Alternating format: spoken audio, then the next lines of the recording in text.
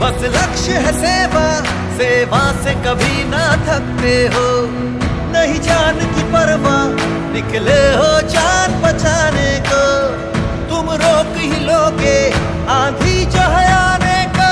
शुक्रिया भारत के योद्धाओं, एमक्योर करे सलाम आपको। शुक्रिया भारत के योद्धाओं, एमक्योर करे सलाम आपको।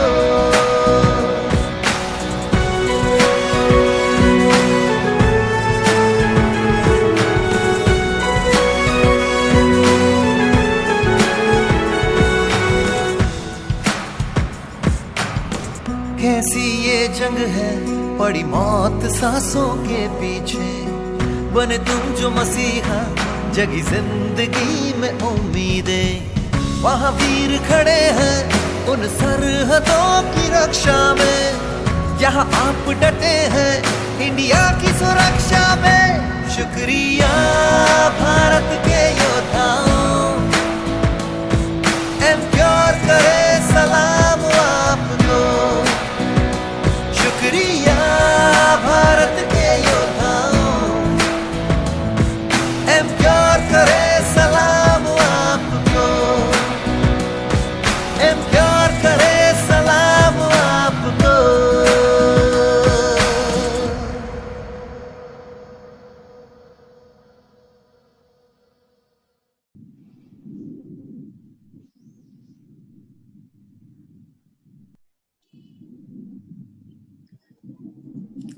Very good afternoon, good evening, everyone.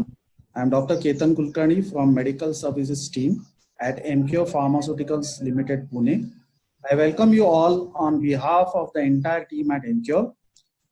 MQ is a globally integrated company with 12th ranked pharmaceutical company in India. It is also a research-driven company with 13 chirally pure molecules and 5 biosimilars with 500 scientists working around the clock. MQ has 8 world-class Indian facilities and 1 facility in US. The focus for today is gynecology and the topic is elusive endometriosis. To enlighten us on the subject, we have with us a galaxy of stalwart gynecologists across India. We wish to thank the Endometriosis Committee of FOXI for this webinar. I take a great pleasure in thanking Dr. Asha Rao, who is the chairperson of Endometriosis Committee FOXI 2020-22. This webinar is supported by Zenix division of MQ Pharmaceuticals with key brands like Ferrum Injection and Ferrum XT. I wish to invite Dr. Asha Rao, and thank you, madam, for this wonderful webinar. And madam, now you can take it forward. Over to you, madam.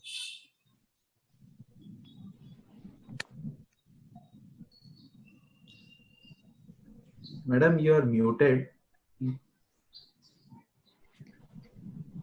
Thank you so much, Dr. Ketan. Good evening to one and all here, my faculty, my moderators, and the participants, and also the team from MCure and Science Integra. On behalf of FOXI Endometriosis Committee, it is my privilege to invite all of you to the power-packed webinar today on elusive endometriosis. As all of you know, more than 176 million women world over are suffering from endometriosis, and there is also a rise in the incidence of adenomyosis. There are so many etiologies, disputes in diagnosis, and also in management. So it is the duty of the FOXI Endometriosis Committee to spread the awareness on the right ways of diagnosis and management. And today we have with us a galaxy of speakers. We have 2 presidents of FOXI, Dr. Nandita Palshetkar as the speaker and Dr. Rishma Dhilanpai as a special guest. I welcome both of them. I welcome Dr. Nutan Jain, the eminent laparoscopic surgeon, and I welcome my moderators, Dr. Sanjeev Reddy, Dr. Sandesh Kade, and Dr. Mala Arora. Dr. Sanjeev Reddy is a very dear friend from Tamil Nadu. He's a professor and head of the Department of Reproductive Medicine and Surgery at Sri Ramachandra Institute of Higher Education and Research, Chennai. And they are the first ones in the country to introduce the course on MCH in reproductive medicine and surgery in India. He is the BC Roy National Awardee in 2015 for eminent medical teacher, and he is an expert panel member to MCI and also to NTR University for forming the syllabus and the guidelines. He's a very, very respected man, honorary consultant and external board member of JIPMER Pondicherry, founder secretary of TAPISAR, past president of OXY Chennai, organizing secretary ASCOG 2015, and also organizing secretary of ISAR annual conference at Chennai in 2014. And he has also organized UA ISAR 2018.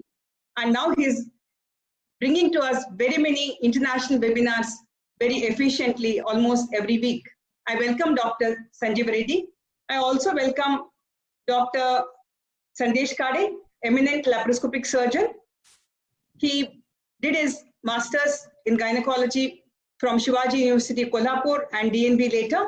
He has an experience of 18 years, and his areas of expertise are basic and advanced laparoscopy and procedures related to infertility, pelvic floor repair, fibroids, endometriosis, hysterectomies, and gynec oncology.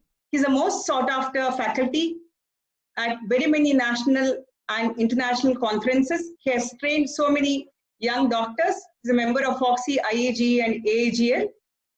And he has given recently a very lively lecture, a live transmission of uterine transplant surgery.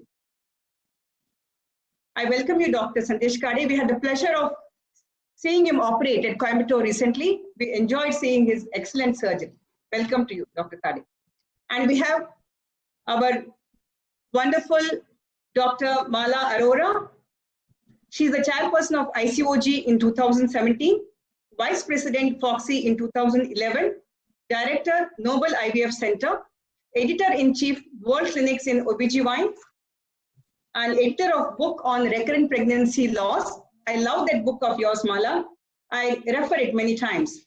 And she's the co-editor of book on clinical assays for MRCOG, associated editor for International Journal for Infertility and Fetal Medicine. And she has contributed to 20 books, various chapters, and delivered more than 300 lectures nationally and internationally. Welcome to you, Dr. Mala. Thank you. Now I request Dr. Sanjeev Reddy to take over as the moderator. Welcome to you. Thank you, Dr. Arsha, for your kind introduction. Can I project Dr. Arsha's TV, please? Okay. Dr. Arsha Rao is known to me for many years. She's a very good friend of mine. She is doing very excellent work as chairperson, not namesake chairperson. She's doing really good work in spite of this pandemic in India. I've seen her doing as president of Coimbatore Obstetric Gynec Society, wonderful work. She's a chairperson of Endometriosis Committee, FOXI 2020-22, and director, Rao Hospital and Care Coimbatore. Delivered first ICSI baby of Coimbatore and first Vistrification baby of Coimbatore. Director for postdoctoral fellowship in reproductive medicine and endogynecology, which is affiliated to Dr. MGR Medical University, Chennai. Vice President, Coimbatore and Obstetric and Gynecology Society 2017-19. Organizing chairperson, UFOXI South Zone 2019, which was held in Coimbatore.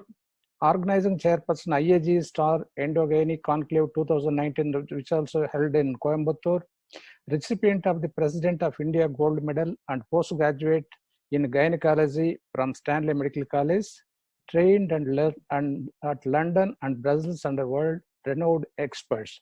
She is going to speak a difficult topic, adenomyosis and fertility. Thank you, Dr. Sanjeev Reddy, for those kind words. Can I share my screen now? Yes, ma'am.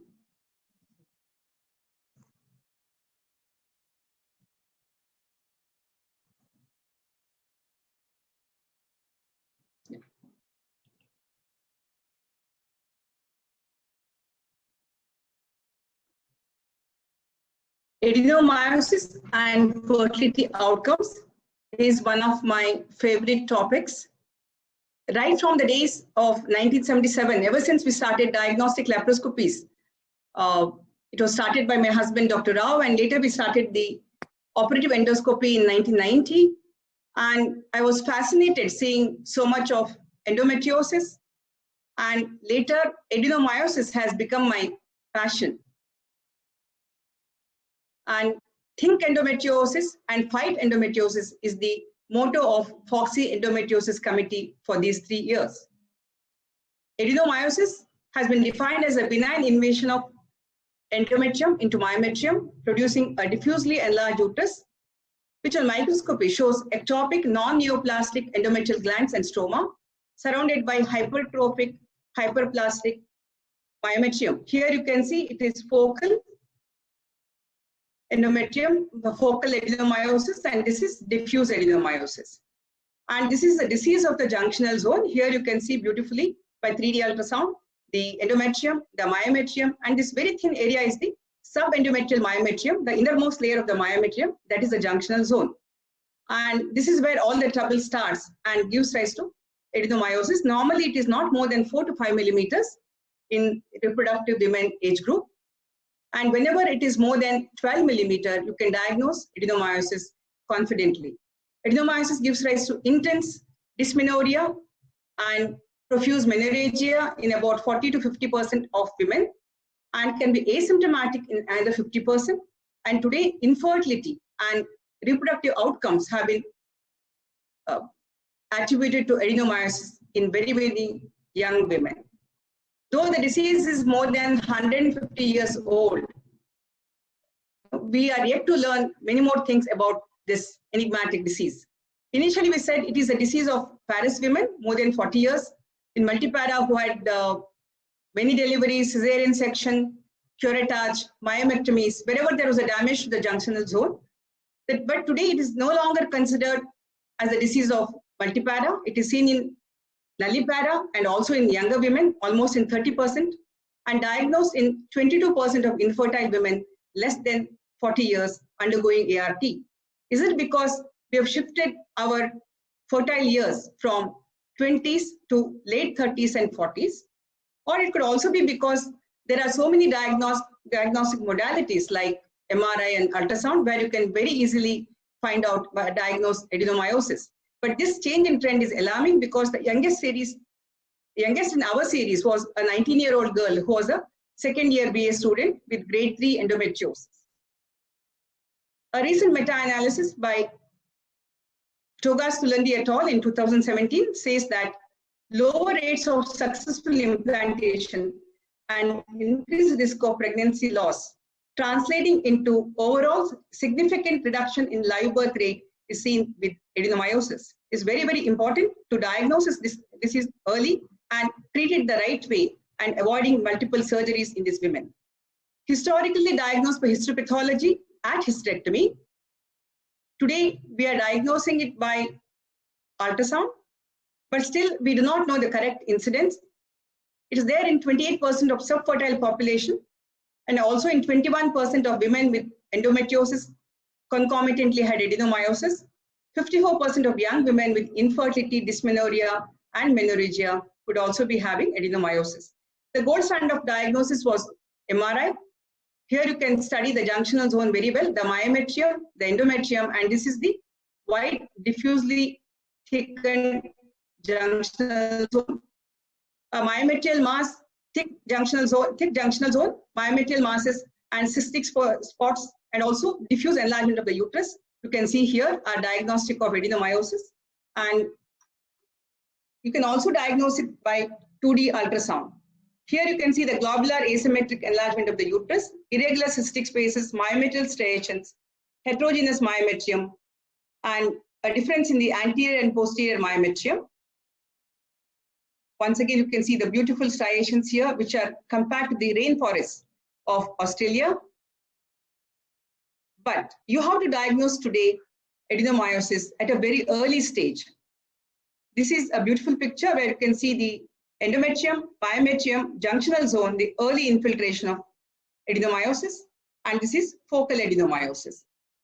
Many of us do have good ultrasound machines. Whatever machine we bought a few years back at 60 lakhs is costing something like 20 lakhs, where you can have a very good 3D probe, and all of you kindly learn to do a 3D and start diagnosing adenomyosis at an early stage. This is a beautiful cystic adenomyosis in the posterior myometrium. And what is the etiopathogenesis? Invasion of the endometrium is one of the theories, and it could be due to tissue injury and repair due to uterine autotraumatization. And this autotraumatization produces influx of the endometrial tissue, inflammation-like reaction, and there is an alteration in the sex steroid receptors. There are more of estradiol receptors, estrogen receptors, and there is progesterone resistance, proliferation, fibrosis, neuroangiogenesis. And there are so many changes at the molecular levels. All these lead to pain, AUB, and infertility. There are changes in the utopic endometrium and also in the adenomyotic lesion. And the third entity is the myohyperplasia. And all this can cause poor reproductive outcome. And this is a beautiful presentation by Monroe et al. In 2019. Here it shows beautifully there is local hyperestrogenism, which produces increased peristalsis and which can also lead to tissue injury and repair. And this is the time that endometrium invaginates, producing adenomyosis. And there are alterations in the enzymes. The good factors which favor implantation are down, reduced, and the other factors which are against increase, like caterin, interleukin 6, macrophages, etc. There's increase in the macrophage and natural killer cell population in the endometrium. Then there's also increase in the production of inflammatory mediators and ROS. And all of us are familiar how it causes adenoma infertility, that is gene regulation of endometrial proteins, altered endometrial function and receptivity at molecular level, causing impaired implantation, impaired residualization. It could also be due to preparation of P450 aromatase, which produces increased local estradiol production in the endometrium, and that's the one which sets the cycle go towards tissue injury, etc. But the very important factor is also altered uterine peristalsis. Due to destruction of the junctional zone, there are irregular and hyperperistalsis in this zone. The junctional zone is a very important area for gamete transport. During ovulation, we see centripetal forces, that is from cervix to fundus and from fimbria to fundus, favoring gamete transport and fertilization. Due to hyperperistalsis, there is interference with gamete transport and fertilization, leading to infertility, and there could also be impaired implantation. And Pivos et al. Observed that whenever the junctional zone is less than 10 millimeter, the pregnancy rate was 45% per transfer. And as the junctional zone thickened to 10 millimeter and more than 12 millimeter, the implantation rate dropped down to 16% and 5%. So thicker the junctional zone reduces the implantation. And what about the myometrium? Sometimes there is slight localized expansion of the junctional zone, compressing the myometrium, and sometimes there is massive myometrial hyperplasia and fibrosis. And this could change the plasticity and tonus of the uterus, as well as the contour of the endometrial cavity.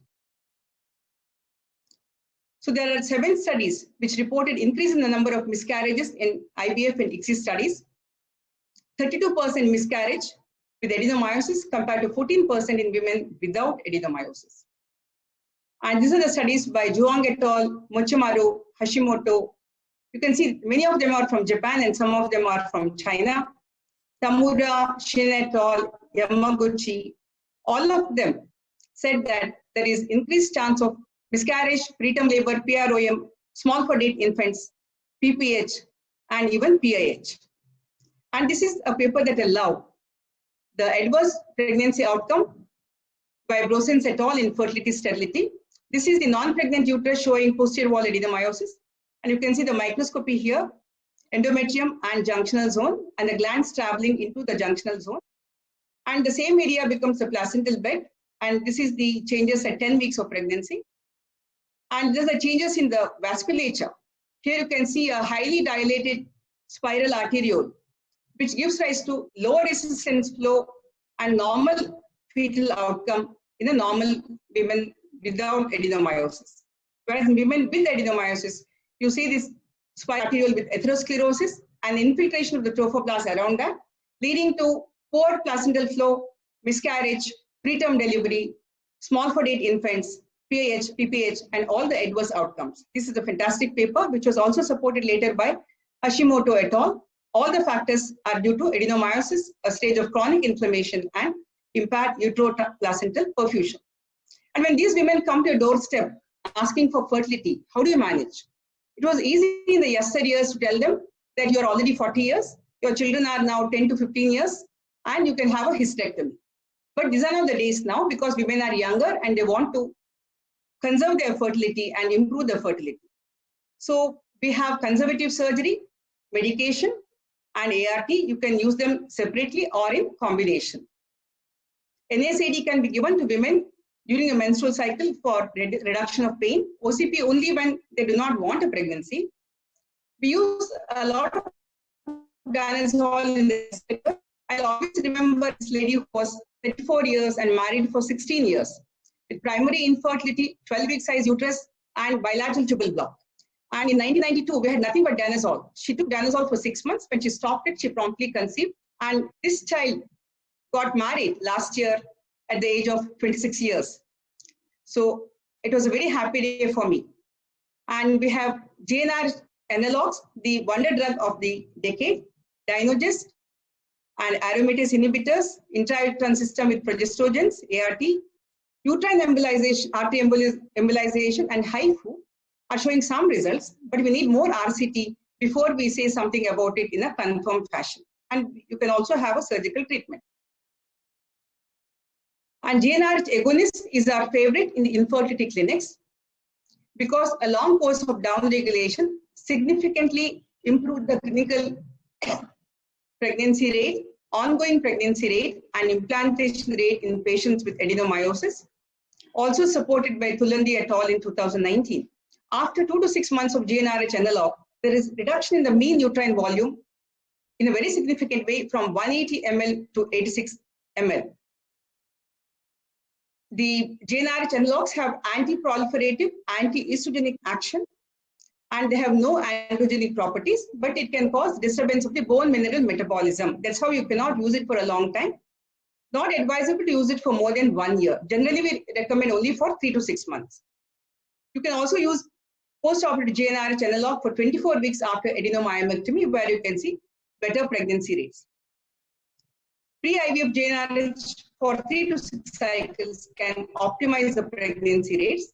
It reduces the GnRH analog.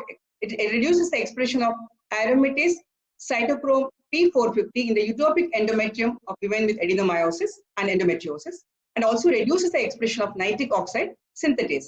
Since many of these ladies have associated endometriosis and they're also on the higher age group, many of them require ART, and GnRH has done wonders to these women with adenomyosis and also with endometriosis. And this is a beautiful paper by Holmes et al. From Netherlands. Adenomyosis has no adverse effects on IVF-ICSI outcomes in women with endometriosis treated with long-term pituitary downregulation before IVF-ICSI. Some more papers by Neo et al., Park et al., where they saw with GnRH analog suppression pre-IVF, the pregnancy rates were better, the implantation rate, ongoing pregnancy rate, everything was better than the women without GnRH analog suppression. Once again, this is another lovely paper by Harada et al.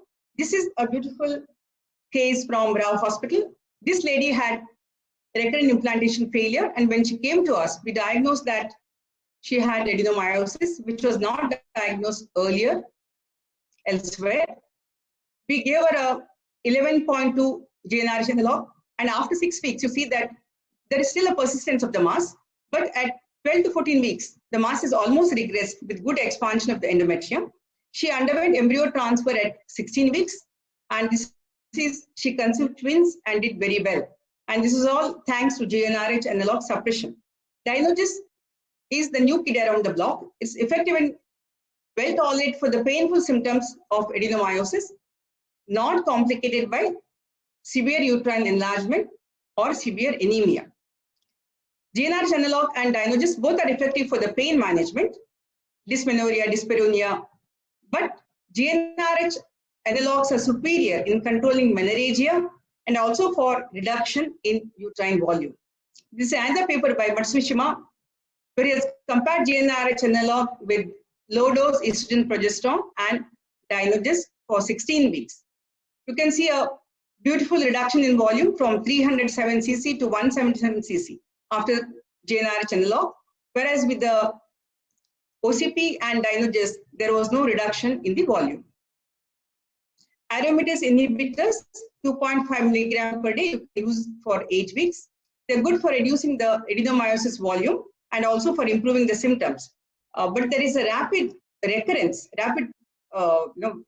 relapse of the problem. A combination of aromatase inhibitors with GnRH analog are good for volume reduction in as much as 60% after 8 weeks of treatment. A controlled trial of uterine adenomyosis treatment comparing aromatase inhibitor plus GnRH analog versus Dynogist. Once again, the combination was superior to Dynogist. But since both aromatase and GnRH cause estrogen deficiency, when you suppress it, you should definitely give norethistone or medroxyprogesterone to prevent bone loss, which is very important. The LNG IUD system causes desudalization of the local endometrioadenoma deposits. They reduce the local prostaglandin. It can be used with GnRH analogs for volume reduction. And we have seen, this is a study by Zhu et al., where they saw better pregnancy rate with this combination compared to controls. Intrauterine device releasing danazol, and even vaginal danazol is back. This is a paper by Igarashi et al. And Tosti et al., where they saw that the androgenic effects were minimal when it was used intrauterine and vaginal. They have recorded good pregnancy rates. So who will benefit from uterus-sparing surgery in adenomyosis? As much as possible, try not to operate. Abnormal uterine bleeding, not responding, and severe dysmenorrhea, not responding to medication. Recurrent abortion and recurrent implantation failure. If they're not responding to medication or ART, that's the only time you have to operate on them. Here we have Dr. Nuthan to tell us more about this. But our complaint is that surgery is not complete, especially for massive adenomyosis. Symptoms still persist. Recurrence rate is high. There can be spontaneous rupture of the uterus. This is what all of us are worried about. And this is a beautiful paper from Taiwan. When a couple comes to you for infertility with adenomyosis, do the routine infertility workup, including measurement of ovarian function and semen analysis, and give the lady a long GnRH protocol suppression if she has a good ovarian function, and you can give her time to conceive naturally for another 6 months. And surgery is not taken into consideration before suppression. And if the couple doesn't conceive, you repeat the GnRH suppression, and now you can do IVF or ICSI. So be careful and do not operate until you give them adequate chance either for normal conception or for ICSI conception. If the time is ticking and their ovarian function is less, or if the male factor is there, perhaps you can go in for IVF ICSI rapidly without wasting time. And if the lady has a lot of dysmenorrhea, not responding to this type of management, then you go in for surgery. And another important point is that apart from reduced pregnancy rates, you also see that gravid women with adenomyosis were associated with increased risk of preterm delivery and PPROM. And this sort of complaints were also improved when you give a GnRH suppression prior to pregnancy. According to Berslini et al. In 2014, miscarriage rate was higher in these patients, 32% versus 14% in controls. And this is another wonderful study by Senekova et al., With GnRH agonist downregulation, there is very good boost of implantation. There is better implantation rates. And this may also improve the post-implantation pregnancy health. It can also reduce the post-implantation reduction of live birth, reduction in preterm deliveries. This is one of our interesting cases. 39-year-old lady with infertility of 15 years. She already had adenomyomectomy elsewhere, and she also had a failed IVF already when she came to us. She had recurrence within 1 year.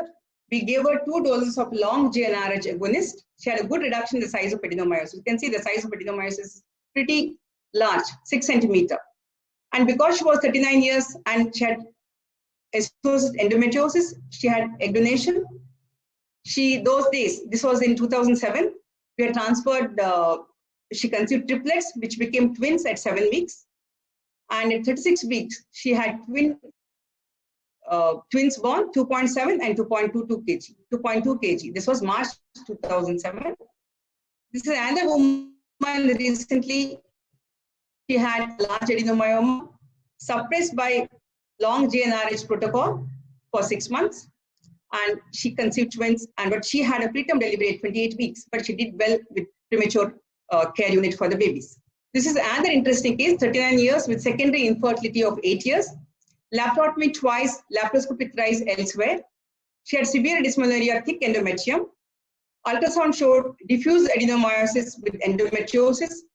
She had previous 5 IVF failure, including egg donation, also had failed elsewhere. We had given her Dynogest and Mirena for 13 to 16 weeks.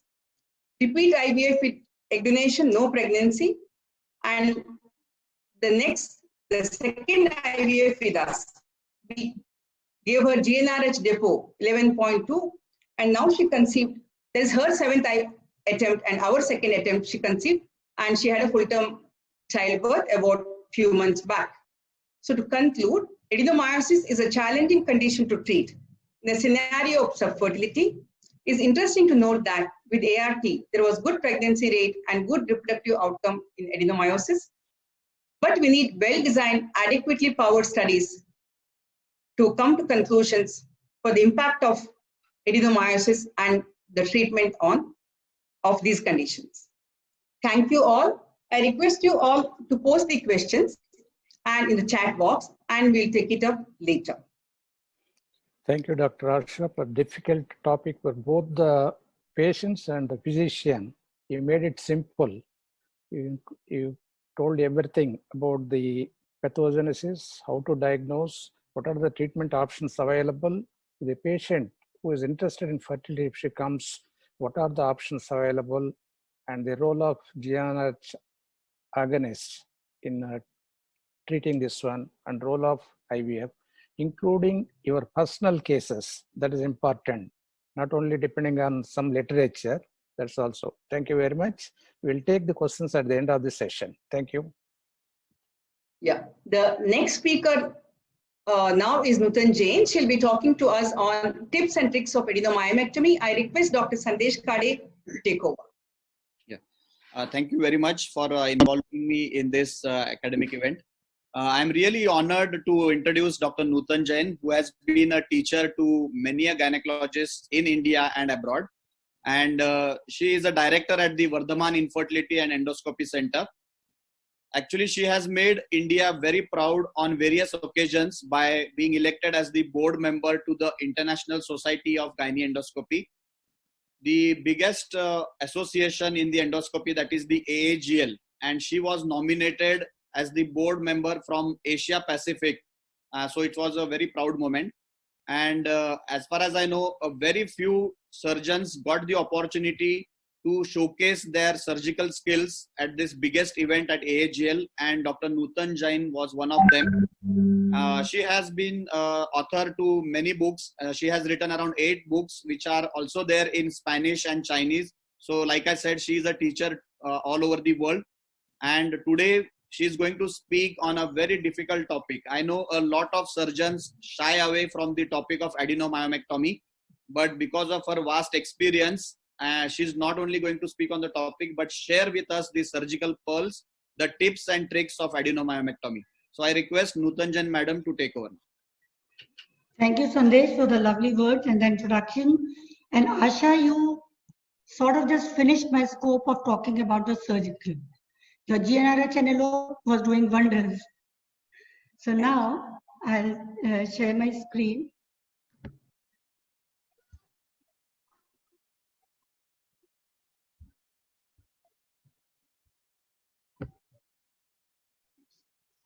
Next.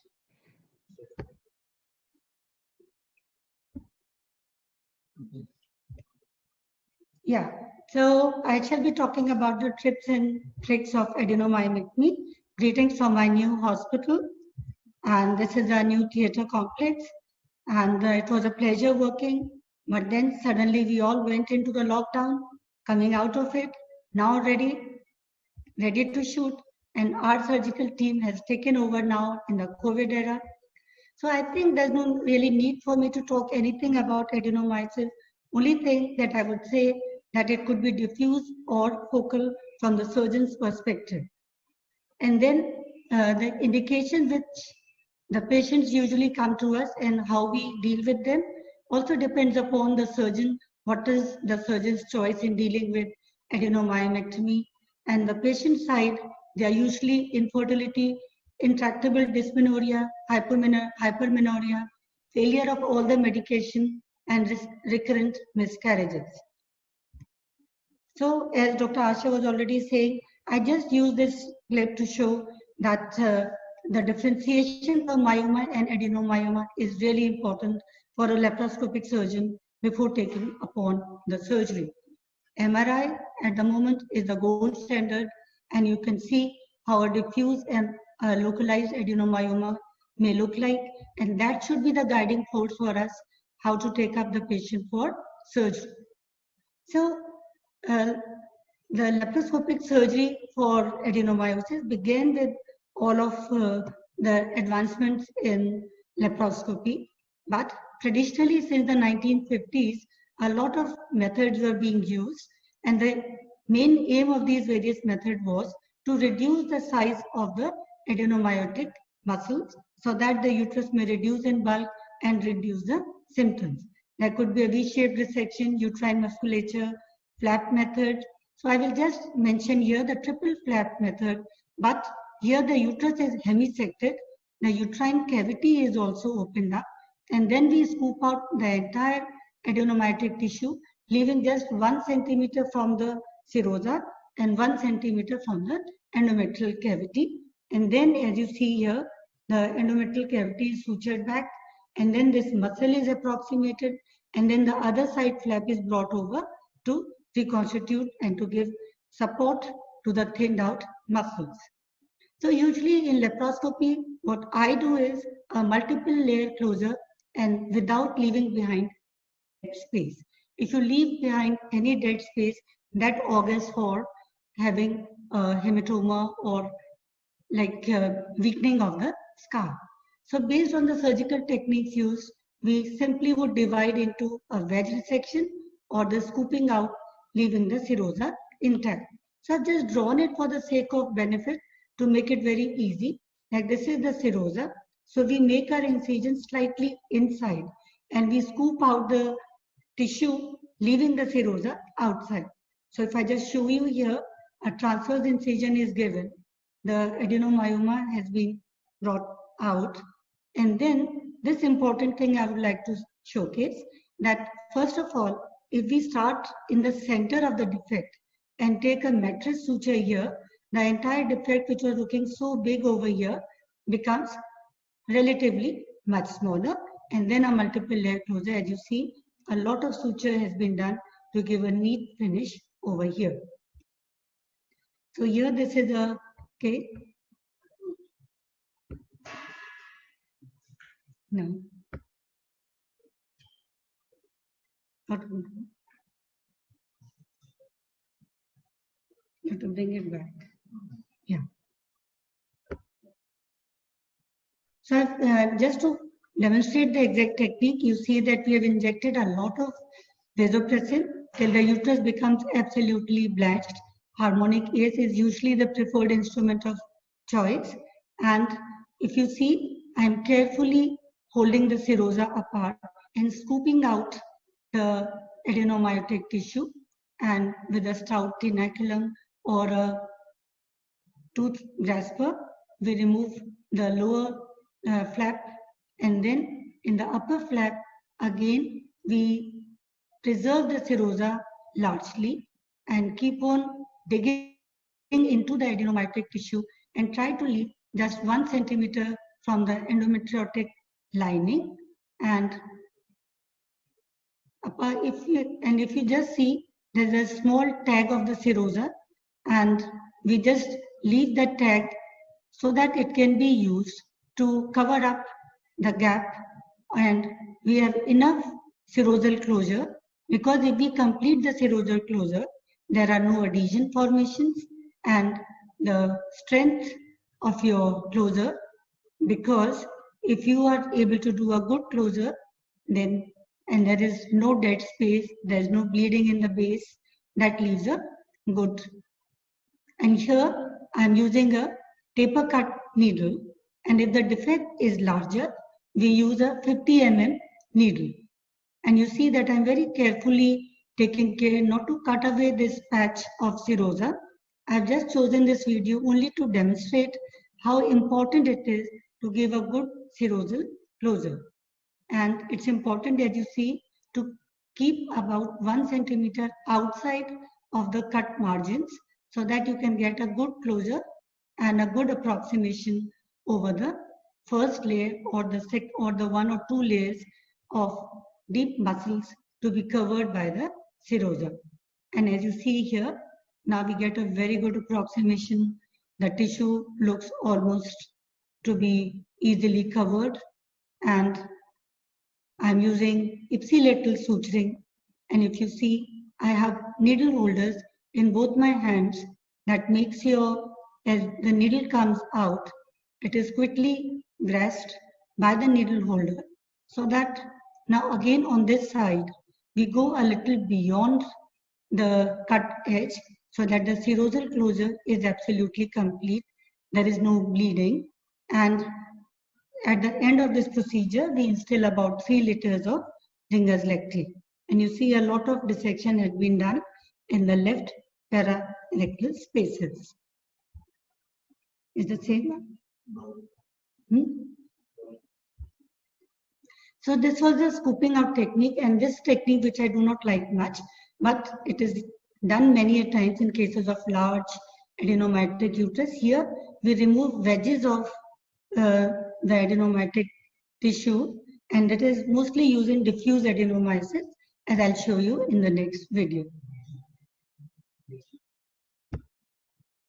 So here we see a 18-week size, a large uterus, and if you see, we are injecting dilute vasopressin, and harmonic again is the preferred choice, but here usually for this wedge resection we use a vertical scar, and we are just digging in the harmonic ace and creating a wedge. So this is the first incision.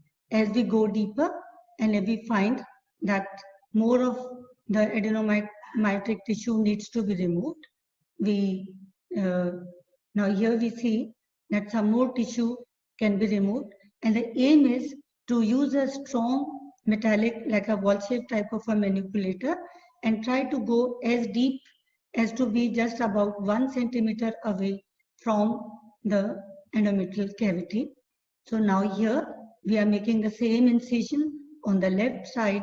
So we see a large part of the uterine musculature, the wall, has been taken up. And if you see now, almost like a convex lens, this tissue has been elevated, and we continue with the harmonic. Though the other energy sources which could be used could be monopolar needle. Very good monopolar needles are nowadays available, and at times we could resort to cold scissors. So this big chunk has been removed, and now I would like you to focus on the type of suturing.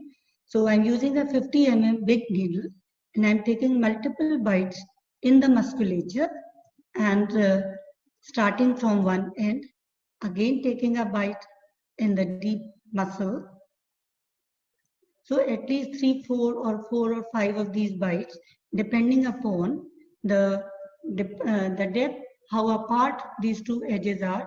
So after taking 5 bites, I am coming out of the serosal edge, and these are usually taken like a matrix suture, 2 of them very close by, and then they are nicely approximated. The assistant usually sits on the knot so that it doesn't become loose. And usually for big adenomyotic scars, I start in the center and then we continue again from one of the edges to do multiple layer closure. So here you see, now I am coming back in the second layer. And this depends whether we will, so almost towards the end of the scar. And this time, my assistant will just hold it to give me traction, so that now this is the third layer coming up, which is taking the more superficial muscle and the serosa. And as you would see, my passion is to give without any bleeding and a serosal closure which is complete, so that the adhesion de novo and as well as the recurrence of the adhesions is much less. And the same 50 mm big needle is being used, and this is a taper cut needle. So we keep continuing in a likewise manner, and we come towards the end of the closure, and after a good thorough suction, irrigation and lavage. So this is the final and the completed picture. So these patients are usually given steroids in the post-op phase and a lot of. So now this was an interesting case. For the paucity of time, I will not show the video, but after we did the entire dissection in the rectovaginal space, we saw another adenomyoma here, which was removed in a likewise manner and sutured back. So I will just show you another case of an adult cystic adenomyoma. We've had our publications also on this entity. So this was an interesting case who came almost 41 years of age and came from United States, where she had already undergone IVF, and she had an MRI which was just showing a submucosal fibroid with cystic degeneration. And then when I did her ultrasound, I told her husband that when I operate on your so-called myoma, we will get a bottle of Hershey's syrup. So then I'll just show you what we found over there. So this was a large adenomyotic uterus. And again, if you see, we used 2 needles, and we are using 400 ml of Ringer's lactate with 1 ampule of pitracin. So for the ease to increase the speed, we use with 2 needles. And rather an oblique incision is being carried out from one end to the other. And the moment the incision went deep, a lot of chocolate material came up. So it's not only that we could have misdiagnosis in India. This patient was right from New York, and she had a mistaken diagnosis of fibroid uterus. So how it moves from myoma? Because the plane of cleavage may not be very clear, and we have to put it on traction, counter traction. And now as I'm approaching towards the endometrial cavity, I'm shying away from using harmonic and better using cold scissors to avoid any thermal damage. And traction keeps on giving you, it shows you the way which is the correct plane of cleavage, and then we are removing the cystic adenomyoma. That was a large adenomyoma and almost 10 centimeters in size. And if you see, there's again a large gap over there. So again a big needle and another bite in the deepest tissue and the muscle lining over there. So it's always good to take the first bite as 2 bites successively close by, so that once they are tied, a lot of opening which are far apart, they come close, and then your further suturing becomes easier. So if you see here, this is a new type of a needle holder which has a good grasp on the tissue, and it becomes easy in the face of this large, more fibrotic muscle. So many of you would have believed that the ipsilateral suturing is good only when we have a transverse scar. But here, as you see, I am doing it easily and comfortably, even in a vertical incisions. So we go from inside out, and you can very clearly see the purplish endometrial cavity, which has been nicely preserved. So my endeavor whenever I'm doing these adenomyotic surgeries is to preserve the endometrium and also to keep my incisions in such a manner to be away from the tubal lumina. So here, that is why I had chosen an oblique incision to not to open the uterine cavity and to be away from both the tubal ostia. So now coming back in the second layer, and this is again is an important point. If you see that I am keeping almost 1 centimeter from the edge of the incision so that the serosal closure is complete and very meticulous, one layer after the other. And for my large myomas, I have even gone up to 4 to 5 layers, and 2 layers or 3 layers is a very, very normal approach for me to give closure in a very snug manner and without leaving any dead space. And one more thing you would appreciate here, that I just do not use any cautery to take care of the bleeders, just the suturing. So cautery has been attributed as the biggest cause of subsequent uterine ruptures. So why we could be having, till now I have never seen a uterine rupture in any of my case, because we take a lot of care for hemostasis, multiple layer closure, and no use of cautery. So as you mature, you learn by your own mistakes, and the use of cautery at my center for hemostasis is really decreased to a very large extent. So after thorough suction irrigation lavage, this was the completed picture. And just what I would like to see, that there is not even a single millimeter gap in the serosal lining. So this is how it makes way for. So this case was presented in Endo Dubai last year, and you see that the world's most faculty is standing over here, and they really appreciated this case in a perimenopausal bleeding. So now I will just show you another case. So these were the simpler ones. So if we have to do a repeat surgery wherein a adenomyomectomy has been attempted earlier with, so this case I really termed her as a tsunami of adhesions.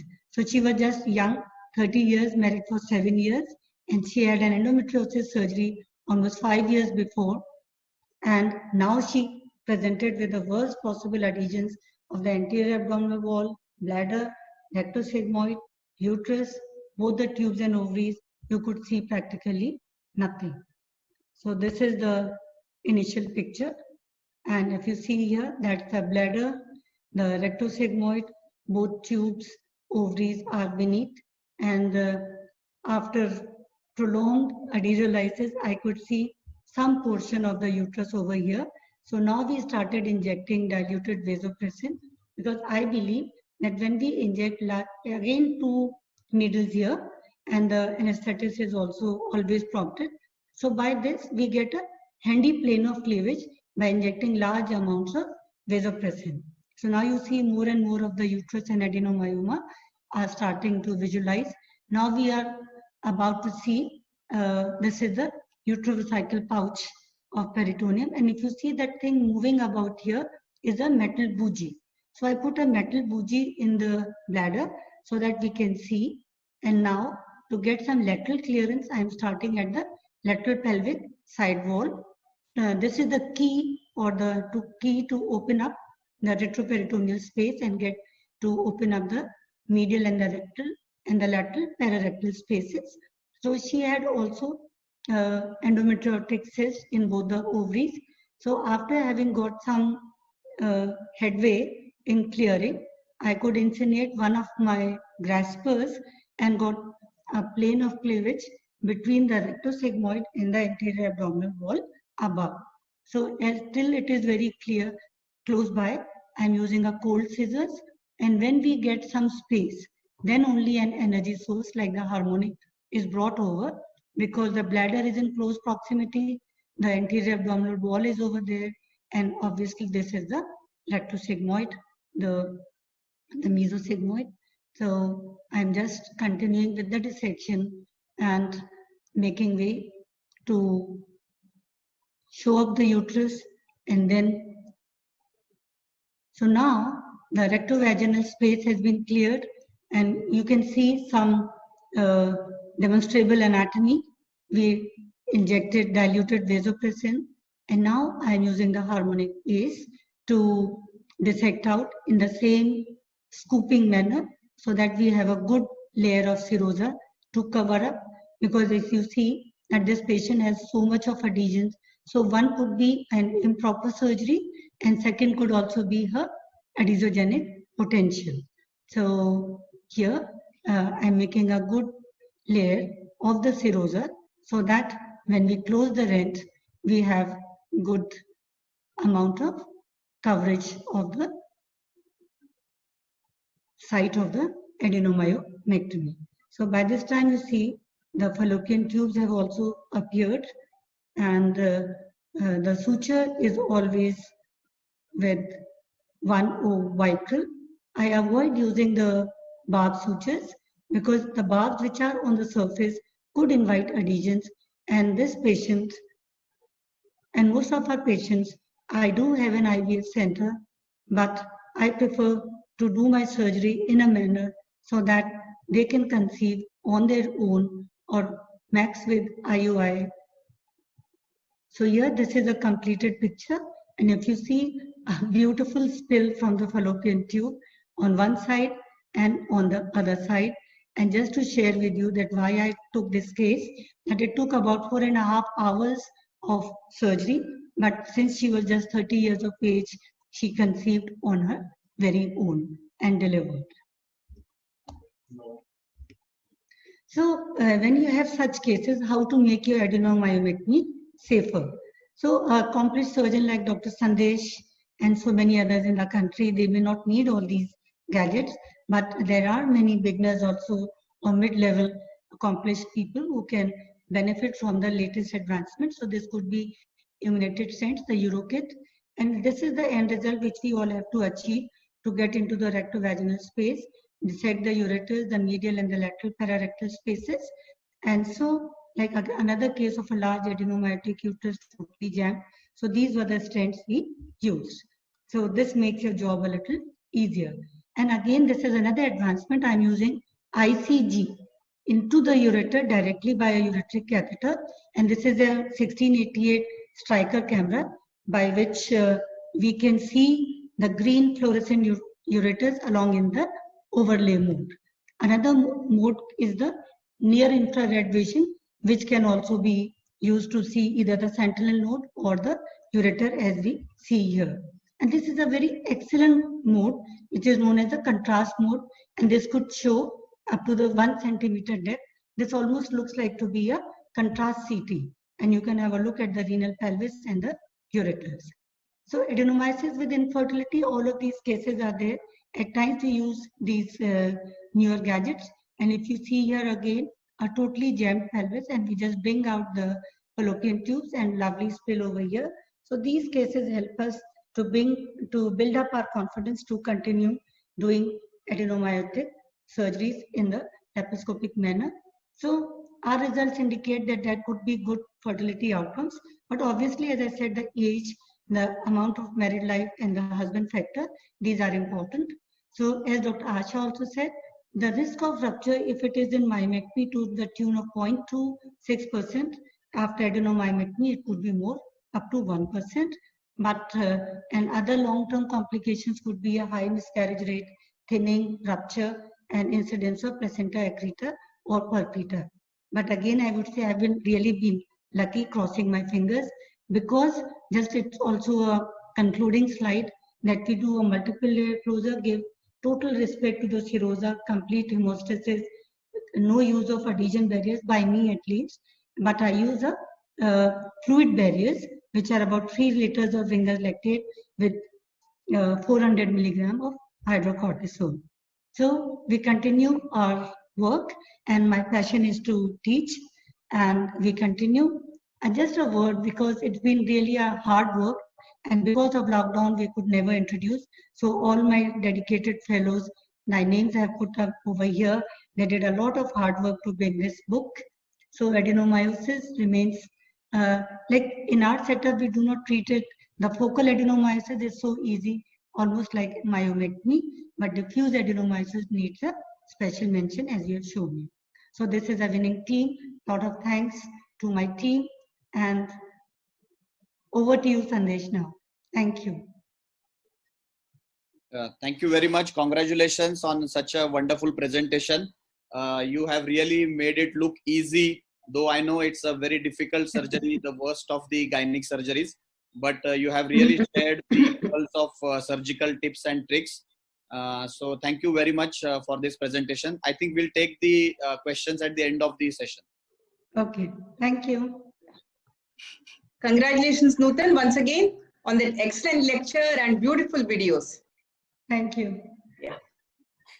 And now it is my proud privilege to welcome our special guest of the day, Dr. Rishma Pai. Hi, Rishma. Hi. Yeah.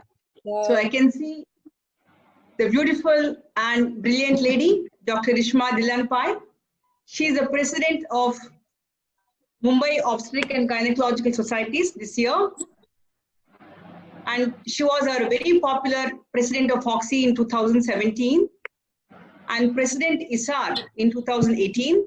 And she's the associate treasurer of International Fertility Federation Societies.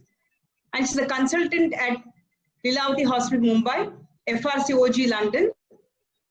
She has so many awards and degrees and achievements. 2020, she got the Glorious Legend FOXI Award. 2019, she received the Business Leadership Summit Award. And 2019, she received the Inspiring Gynecologist of Western India. It's really inspiring, Rishma. Award by the Times of India Group. 2017, she was the recipient of the Women Empowerment Award by the Indian Medical Association. And also she was the recipient of RK HIV Research Center Award for Excellence in Medicine. Recipient of the Middle East Leadership Award 2016. She has conducted very many conferences and author of very many books. She is one of the leading gynecologists in Mumbai, and she is a source of inspiration to not only to the juniors, even I am inspired when I look at Rishma and her glorious CB. Thank you so much, Rishma, for coming here today in spite of your busy schedule. I know she had a very important meeting to attend. I think it was a managing committee meeting of MOGS. Thank you so much for taking your time off. Thank you. Thank you so much, Asha. You've been so generous with your words. I have seen young Rishma those days in 2001, 2000. I mean, even now she's young, but the younger one, And Nandita and Rishma together made such a beautiful presentation at our ISAR National Conference in Ooty. And I don't think your personality has changed at all. So welcome to you, Rishma. Thank you. And to join this program. I was watching Nutan just now, and completely awe-inspiring surgery. Amazing. So it's a wonderful platform to bring experts together. Excellent. And with so much of experience with you that you're bringing with you, I have a few questions for you regarding adenomyosis and also the management of heavy menstrual bleeding and role of FCM in this anemia. So what are the risk factors for the development of adenomyosis which are important, particularly in the Indian population, Rishma? Yeah.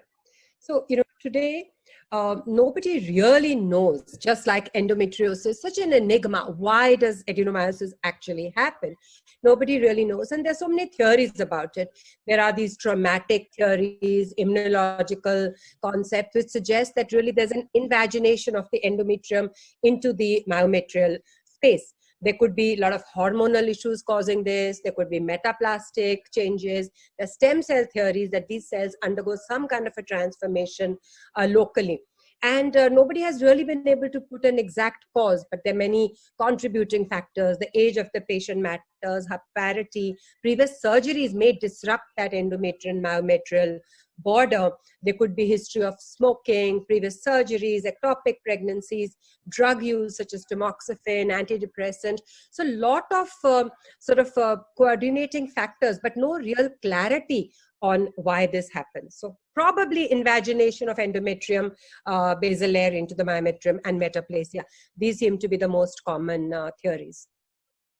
And in your own practice, what is your management protocol for these patients with adenomyosis? I think, adenomyosis comes in a wide range of presentation and patients. If the patient is young, her main complaints will be pain, severe pain, continuous pelvic pain, maybe dyspareunia, dysmenorrhea, could be subfertility, and of course, very often heavy bleeding. So this is one group of patients. And the other group of patients is those who are older, who finished their family, who've had maybe previous surgeries, and who are constantly suffering from the discomfort and pain and bleeding because of adenomyosis. So depending on what they come to us with, if fertility, future fertility is an issue, then obviously we treat them very conservatively. Whereas if they're done with the family, if they're a little bit older, then you can look at radical therapies. Always the first line of treatment is medical. And fortunately, we have many medical options, and very comfortably all of us are using either continuous progesterone, so many different progesterone options we have, oral, vaginal, intramuscular, so as to give it continuously, causing amenorrhea. As a result, the adenomyosis remains suppressed and doesn't cause that much discomfort. It could be simple things like combined contraceptive pills given continuously. In a slightly older patient, definitely not a young girl, but in an older lady, I like to use GnRH analogs for maybe a maximum of about 6 months. They really help. After the second dose, the patient goes into amenorrhea, and for at least 6 to 8 months with 6 doses of GnRH analog, you can maintain her. So many theories of how these drugs work. They actually have anti-inflammatory effect. They have immunological benefits, anti-angiogenesis. So many different ways. Not only this, you can use anti-inflammatory, and there are many newer drugs which have come in. We have the selective progesterone receptor modulators. You have selective estrogen receptor modulators. So now there is ulipristal, which is being used. There is ulipristal being used. I saw Rishi. Yes, he's calling it. There is mifepristone, which is being tried. So inexpensive, cheap drug. So a lot of options which are coming in. And of course, for a girl who's not looking for fertility, LNG intrauterine system is a wonderful system. So, you insert the LNG intrauterine system. Within about 3 months, it takes effect fully. And then the patient has significant relief of bleeding and pain and everything. So many options which are medical. And of course, surgical options. I think Nutan gave us such a fabulous presentation. Conservative options. If there's a focused adenomyoma, you can do an adenomyomectomy. You can do a debulking.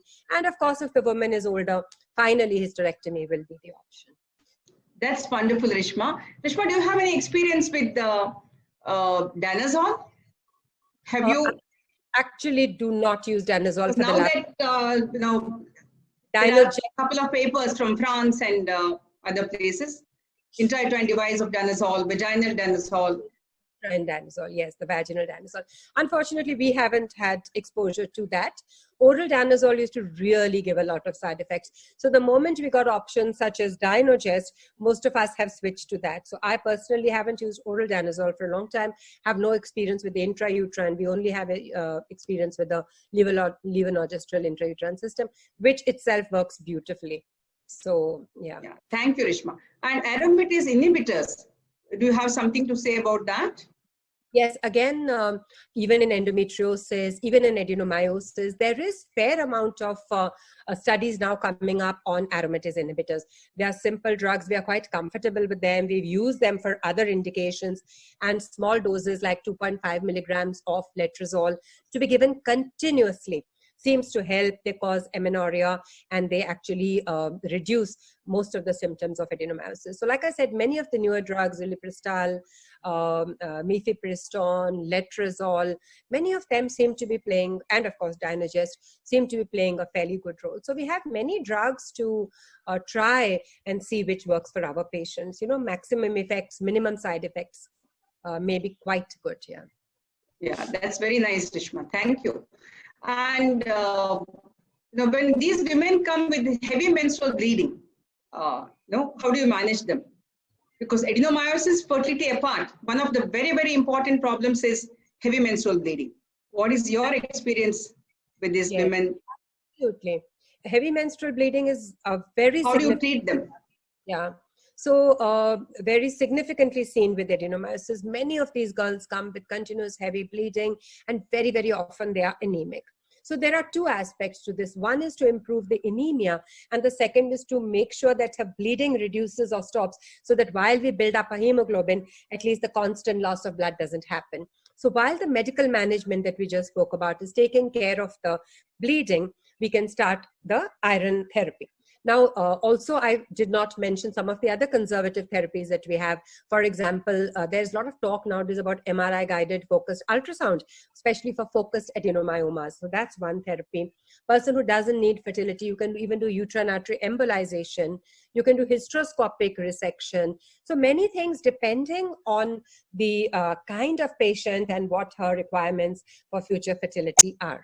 Now, when you've treated her symptomatically and at least given her some relief from her heavy bleeding, then we can go on to the treatment of her anemia. Most of these girls are very anemic. You give them iron tablets, they keep on bleeding. So by the time the hemoglobin rises, she's already lost blood again. And so you're just not able to make up that balance. And as a result, to our rescue has come a lot of the IV iron therapies. Particularly now, I think almost everyone has switched to using ferric carboxymaltose, the FCM. And FCM being such an easy, rapid way of giving her her iron therapy, that most people now are choosing to use that. Yeah, I think there was a time when we used a lot of iron sucrose, but of late, all of us have, I love this FCM. And what is your protocol? I mean, how much do you use FCM? Yeah, I mean, I even remember. What is your personal experience? How do you? Yeah. So essentially, of course, there are formulas. There is the Ganzoni formula to be followed for actually calculating the iron deficit and then calculating the dose of iron accordingly. But typically, even if you follow a simple thumb rule of an average about 15 milligrams per kg, you will be, so if it's an average 60 kg person, you will be giving her about 900 milligrams or more. And typically, with your vials available, 1,000 milligram maximum at one time. So you take your FCM 1,000 milligrams max, or you calculate your dose exactly, and you give it diluted in saline over 15 minutes. You don't need to do a test dose.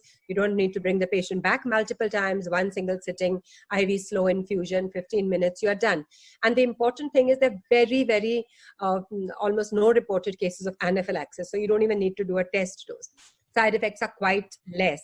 And the important thing is, not only does it build up hemoglobin, because it does build up hemoglobin of about 2g% in 2 weeks, which is a very dramatic increase in hemoglobin. And not only that, it builds up the stores. So FCM is somewhat like ferritin. So it directly, it's water soluble, pH neutral, and it actually goes inside the cell. It works on the proteins. So it doesn't roam around free in the blood, like lots of free ionic iron roaming around in the blood. That doesn't happen. As a result, you can give this large dose in one sitting, goes directly into the cell, gets incorporated, and improves not only the hemoglobin, but the stores of the iron. And so on one side, you manage your heavy bleeding, you build up a hemoglobin and iron, and in a single sitting or max, you can call them back again for a second sitting, and you are done. So, one infusion of when you're building up the iron is almost equal to like giving 5 units of blood. That kind of iron you're giving back to the patient. So it's quite dramatic, the benefits of FCM. I think it's very, very impressive what you have said. And you have answered so many questions of mine even before I asked you. Thank you, Rishma. And how do you compare it to iron sucrose? Yeah. I think now most people have sort of moved gradually away to FCM because of the ease of use, reducing the hospital visits, being able to give a higher dose at one time.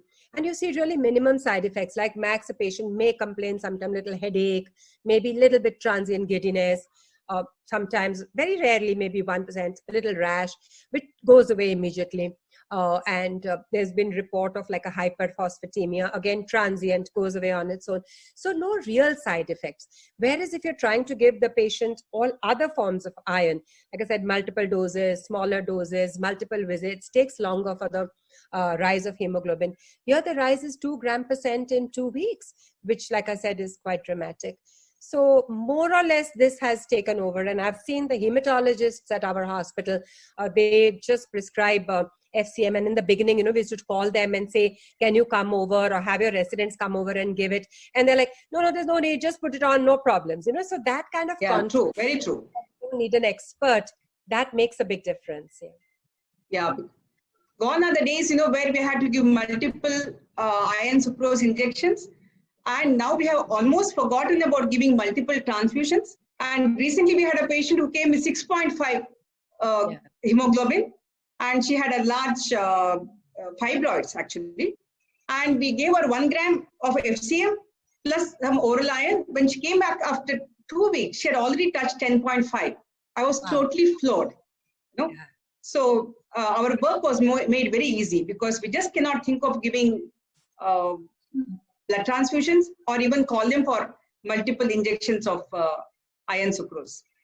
So in fact, blood transfusion, I think, are really becoming a taboo topic nowadays. And our hematologists they will not even talk to you if you talk about blood transfusion. They're like, don't call me if you're talking blood transfusion. We do not want to. Yeah, with so many problems going around, that will be the last thing that you need. Unless it's a very acute obstetric reason or something like that, or massive intraoperative bleeding, it's a different story. But other than that, there is really no reason for blood at all today. Yeah, and many patients with the adenomyosis, we give, if they can afford, we give a GnRH analog injection or Dynogest to buy some time, and we give them iron injection. So within, I think, 3 to 4 weeks, they are all ready, where you can totally avoid a blood transfusion. That's Yeah, I think the combination of, I also like GnRH analog a lot. And sometimes what I do, if the girl is not looking for fertility, if fertility is not an issue, then I give GnRH analog. And then after about a month, I put in Mirena. So what happens is the GnRH analog works, the intrauterine LNG IUS continues to work slowly. And by the time the bleeding has already stopped with the GnRH analog. So we overlap the two things, and then, give her iron on the side, and she's quite sorted. Yeah.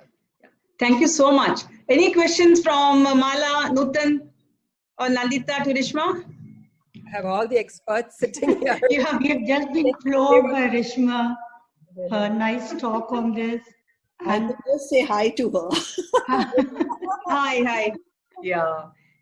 She brought in so much energy. Both of you, Nandita and Rishma, thank you so much for being here with us today. And Rishma, I would just like to thank you for the kind words for my surgical videos. I was watching it, I was like, oh my God, you are fantastic. We all know it. Thank you. So thank you so much, Rishma. And stay back with us. If there are more questions, you can answer them at the end of the talk. And this is the bouquet I present to you. Oh, appreciation. So thank you so much, Rishma. That's cute. It's so sweet.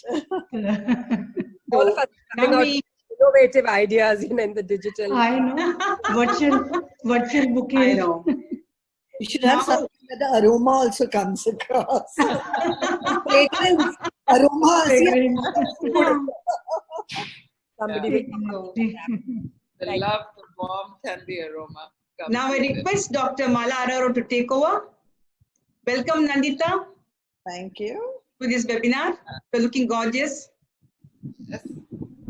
Thank you. I think you started the ball rolling for her introduction. You do look gorgeous, Nandita, and it is my pleasure to introduce you to this audience, to this august audience, although you don't need much introduction.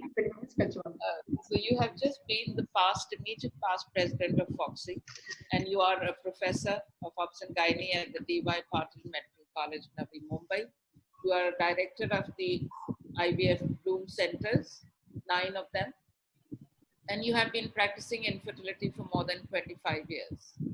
So you have currently got the sitting president of AMOGS, and you have been a past president of MOGS and a past president of IAGE and a vice president of ISAR. You have multiple awards and 18 awards actually, which is quite a number. You have been a member of the National Guideline Accreditation Committee, and you have written more than 150 book chapters. It has been a pleasure being on this journey of FOXY with you right from the start of our very early days when we were free paper presenters. And I know you are the master who can deal with this subject of infertility and endometriosis. So over to you, Nandita.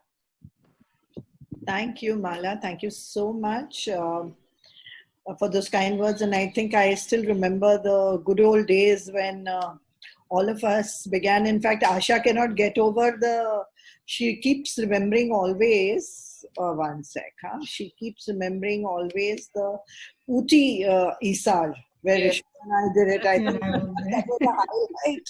You both were very good co-moderators. That is what I remember too. I think those were the good old days. Is my slide being seen now? Not yet. Is it being seen? No. No. Why does this happen when I have to? It works very well in the... Yes. Now? I think, yes, Now? we can see it now. Now you can see it. Okay, hold on. I just need to reduce this box. Okay. All right. And Mala, you remember both of us came back from Ooty together to Bangalore? Yes, Nutan. We shared some lovely We went to time. Kamni Rao's place, yeah.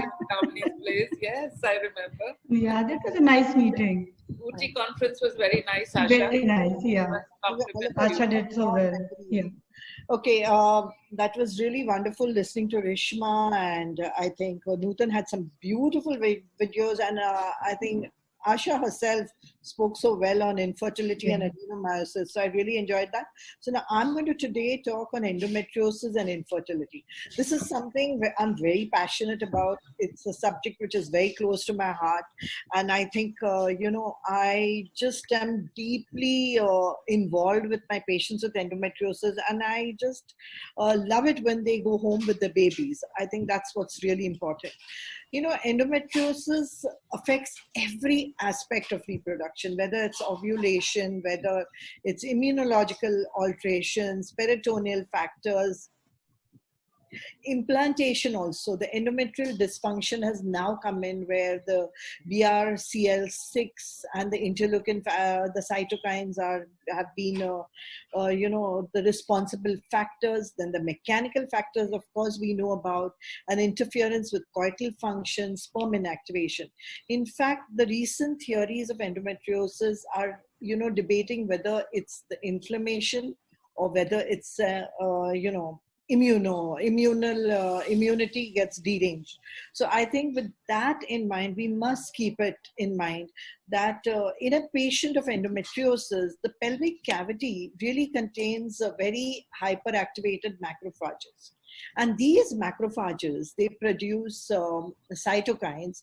These cytokines have a negative effect on the follicles and the oocyte, and they create a very hostile environment for fertilization.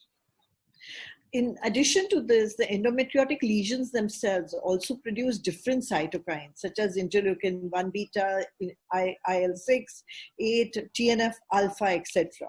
These all lead to implantation failure and early spontaneous abortion.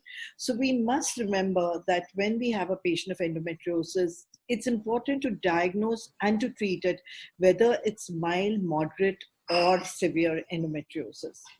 And in fact, I've been very passionate about it and talking about it, that any case of endometriosis you get, even an adolescent girl after the age of 19, I think we must check her ovarian reserve. It's very important.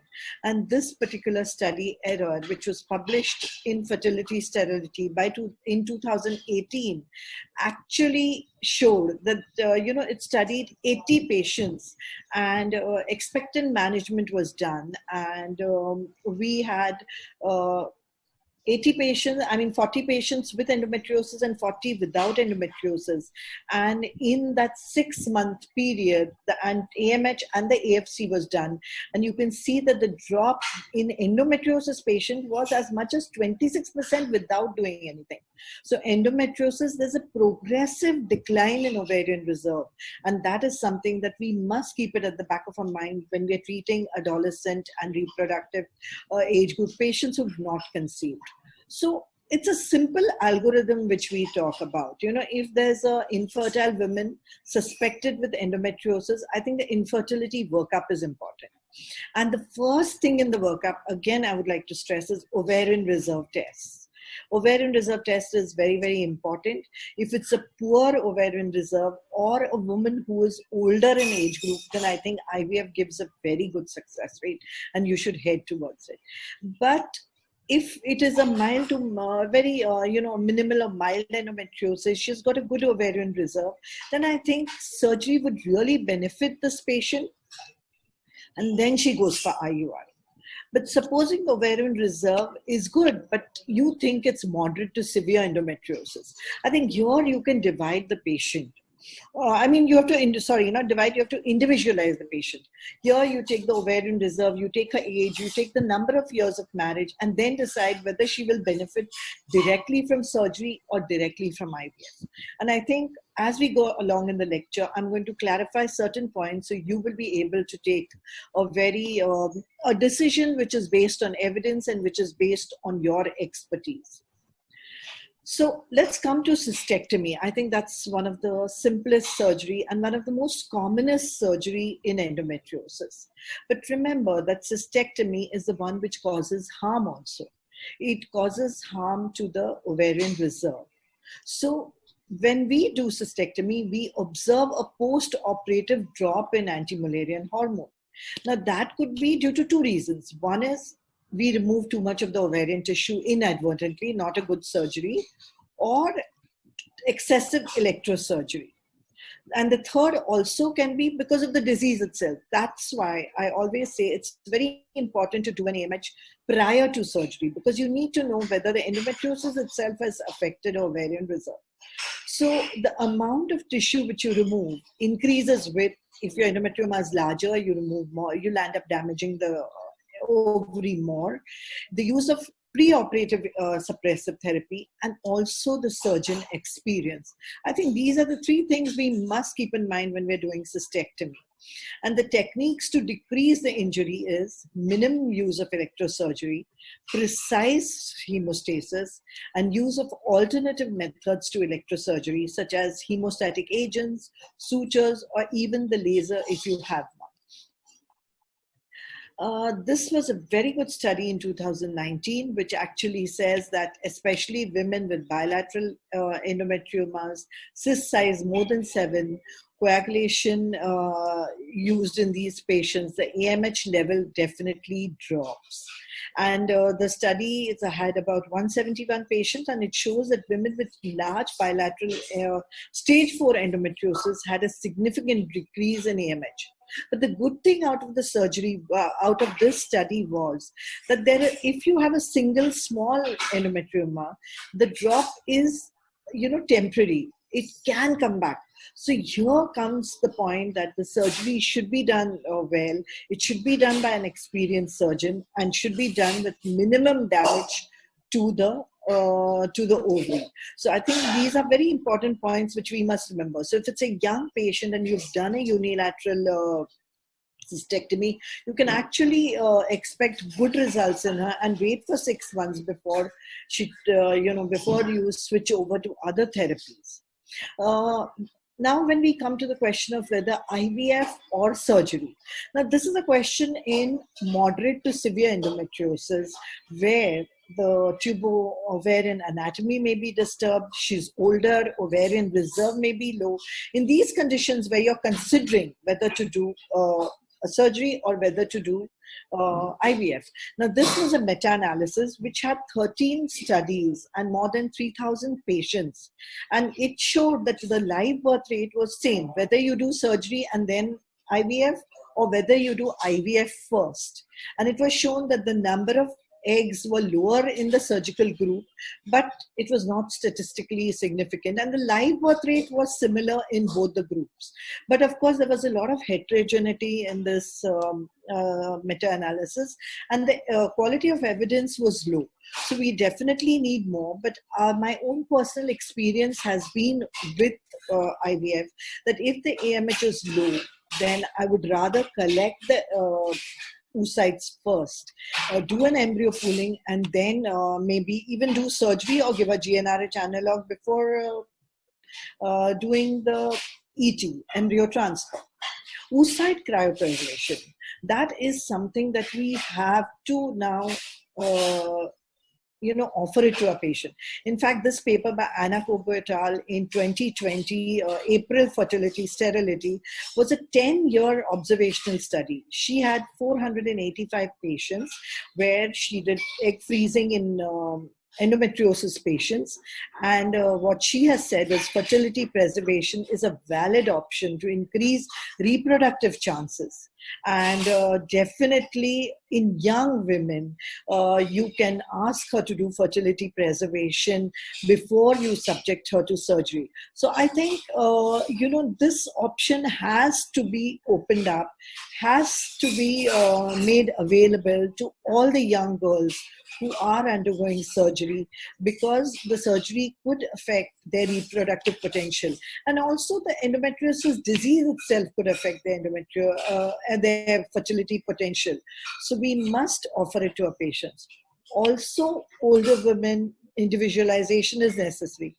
I would offer fertility preservation to any woman who comes to me, whether she's married or unmarried, young or old, because I think every woman deserves the chance that if she wants to get pregnant, she should be able to do it with her own oocytes. I must tell you at this point, I had a patient whom I had done multiple cases of IVF, and Asha, she had adenomyosis and she was in tremendous pain. She had had multiple surgeries and we were getting such few eggs. She was a young girl, 29, and I used to get 2, 3 eggs, and we did at least 3 transfers. She didn't conceive and she was not willing for surrogacy. Finally, she was in so much pain. We tried everything, even elagolix, and the pain was not relieved. She went in for a TAH BSO, but I have frozen her ovary. Maybe in future, some new technology will come where we, the decellularized human extracellular matrix, we can probably create and put all those primordial follicles from a frozen ovary and create an ovary for her just to give her eggs. All these things can happen. So I would think that if you're doing a hysterectomy, Nutan, Rishma, or Asha, if you are doing a hysterectomy for a patient with endometriosis, try and preserve her ovary, because she may be able to use it again. The ASRM and ASHRAE recommendation really in 2016, I think they came and they created a havoc. And I think the data now, which has become available, the evidence which has become available has actually brought about this change. That if you have a patient of endometriosis and she's going in for IVF, then the only indication to do surgery is severe pelvic pain or to improve the access to follicles. I think this is very, very important, because, there's a lot of fight between the endoscopic surgeons, hardcore endoscopic surgeons, and the IVF reproductive medicine. In fact, in the 2016 fertility sterility, there was a fertile battle and it was very beautifully between the two sides. And I think that what ASRM and ESHRE have assessed all the evidence, and if the patient needs IVF, then definitely the only indications for surgery are severe pelvic pain and to improve access to follicles. So let's come to a condition called adolescent endometrioma. This is important because this is the girl who will have recurrence and who will land up being infertile once she grows up and gets married. And in adolescent endometrioma, we have therapies of medical therapy and surgical therapy.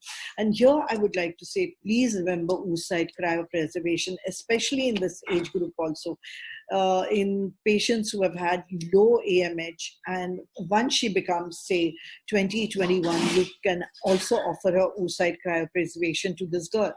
You can see this, the recurrence rate is as high as 30 to 40%. And that is why when you operate, supposing you've, I wanted to discuss, supposing you operate, you must give a medical therapy to prevent recurrence. And that is so important. So in adolescents, normally, if the endometrioma is small and if she has only pain, then I would actually give her oral contraceptive pills, continuous oral contraceptive pills, maybe give her for 3 to 4 months so that she doesn't get her periods and she bleeds only 3 or 4 times in a year. And it acts beautifully. In fact, yesterday I came across meta-analysis, which is going to be published now, which actually says that oral contraceptive pills are excellent for pain relief in endometriosis. Another beautiful drug is also Dynogest, which is 2 milligrams is what I prefer, but you can use 2 to 4 milligrams per day for 6 to 12 months. There are enough studies on it also to give it for long term, 5 years plus studies available, and it acts beautifully. It is anti-angiogenic, anti-inflammatory, and it really reduces the endometriosis. Then of course our oral medroxyprogesterone, and then LNG IUS. If my patient is not going in for infertility, I like the LNG IUS. Mifepristone has also been suggested, but I have no personal experience with it. Cabergoline I have used in a couple of patients and it is good, but very few patients have used it. Then I've also used aromatase inhibitors, letrozole in a couple of patients. GnRH analogs, definitely. In IVF, we use a lot of GnRH analogs and it's wonderful before frozen toy ET. I think it's fantastic. The new drugs, medical therapies that are available is elagolix, and the drug dose is 150 milligrams. But only thing we must remember that its half-life is 4 to 6 hours. So the twice-a-day therapy is good, but the dose is very, very high. And another new drug, which I was just reading an article which is in press, is the linzagolix. And it is this is another oral antagonist drugs, and what it has shown is the 75 milligram dose works beautifully, and the endometriosis associated pain symptoms are taken care of. The quality of life is good, and as you increase it to 200 milligrams, there is the BMD, the bone menstrual mineral density, definitely reduces. So, but in the low doses, it can be used for a fairly long period. But of course, these are all new drugs, and in infertility, at the moment, we are not using those. Now, if you come to the reproductive age group, I think it's very important to remember that there can be spontaneous pregnancies. And this was a very good article which talked about the endometriosis fertility index. But remember that this index can be applied only post-operative. So if you have done surgery and then you do this EFI and the score was 0 to 1, the chances of pregnancy is 0%. So anything more than 5 actually is good. And in fact, if the score was very high, between 9 and 10, the spontaneous pregnancy rates were nearly 50% at the end of 1 year, and at 2 years, 60% at 2 years, and 90% at 5 years. So I think when our surgeon friends talk about pregnancies after surgery. I think for mild and minimal endometriosis, surgery definitely helps, and there's no need of medical therapy, and the spontaneous pregnancy rates are good. But everything at the back of your mind, remember, do the ovarian reserve test and do the AMH and antral follicle count for these patients. The grade 1, grade 2 endometriosis, the ESHRE guidelines of 2013 say that if you do IUI, the pregnancy rates are definitely higher. And that is what I practice in my practice, that we do the IUI once we've done the surgery, from mild to minimal to mild endometriosis, even moderate endometriosis. If the tubo-ovarian anatomy is normal, her ovarian reserve is good, and she's a young patient. Let's come to a special condition, ovarian endometrioma. And here I think the question really arises, does the surgeon matter? And this is a very, very important. I mean, I love this guy, Muzi et al. I've been following his work for nearly 2 decades. He's a histopathologist who actually studies the cyst walls after the surgeons have done cystectomy. And he has studied it over 20 years. And he says the experienced surgeon matters, because when fellows have done it, the damage to the ovary is much more. So again and again, I reiterate that endometriosis is specialized surgery. You should be trained in it, and it's very important to do a very good surgery, respect the ovary, and treat the ovary, not damage the ovary. Surgery and ART, I think the decision of surgery and ART is very dependent on the surgeon. So if you're very good at surgery and you feel that you will give an added advantage, it's a single unilateral endometrioma, young patient, good ovarian reserve, surgery would be a choice. But on the other hand, if it's an older patient, a very large endometrioma, low ovarian reserve, many years of infertility, I think I would go for ART. Then the age of the patient is really important. The extent of the ovarian involvement, if it's large, unilateral, bilateral, those should help you. The current ovarian reserve is important. Previous and impending surgeries, if it's a recurrent endometrioma, then surgery is a no-no. Then current success rate and possible risk associated with fertility preservation. I think those things are also very important. What is the success rate in your lab for endometriosis? And of course, as I mentioned before, ovarian tissue cryopreservation is something that you should offer if you're doing a oophorectomy. Now, this is something controversial which I wanted to talk about because nobody is talking about it. We did start with sclerotherapy initially, and we gave it up because what we found was when we did ovum pickups and we aspirated the endometrioma, first of all, it filled up immediately within 2 to 3 days, and also it caused ovarian abscess. So this technology really went out. But it is slowly coming back. And when I was researching for the talk, and I found a lot of things. So first of all, sclerotherapy is non-surgical therapy. It's a promising technique to reduce recurrence. Injecting a sclerosing agent into the cyst cavity, which can be removed, or we can either washing or you can leave it inside. So the mechanism of action is very simple. It disrupts the cyst epithelial lining with subsequent inflammation and fibrosis. So like a chemical cautery to it. It's promising and cost-effective in women with ovarian endometrioma or benign ovarian cyst. However, it has not been widely used. In fact, I was very pleasantly surprised to see this meta-analysis and systemic review in July 17, Fertility Sterility by Cohen et al. It has 18 studies. And in those studies, recurrence rate is very varied, from 0 to 62%. But why? Ethanol washing, as I told you, washing only has high recurrence. But if you put the ethanol and retain it, there's low recurrence. Number of oocytes retrieved were higher with sclerotherapy as compared to laparoscopic cystectomy. However, the clinical pregnancy rates are similar. Sclerotherapy versus no treatment, no difference in number of oocytes retrieved or the CPR. Conclusion, sclerotherapy may be considered in symptomatic women who plan to conceive. But this meta-analysis did have problems. It was of very low evidence and very low numbers. The numbers in all these 18 studies are very low. So we really need more data to come. But I feel the use of this in my personal practice would be in recurrent endometriosis.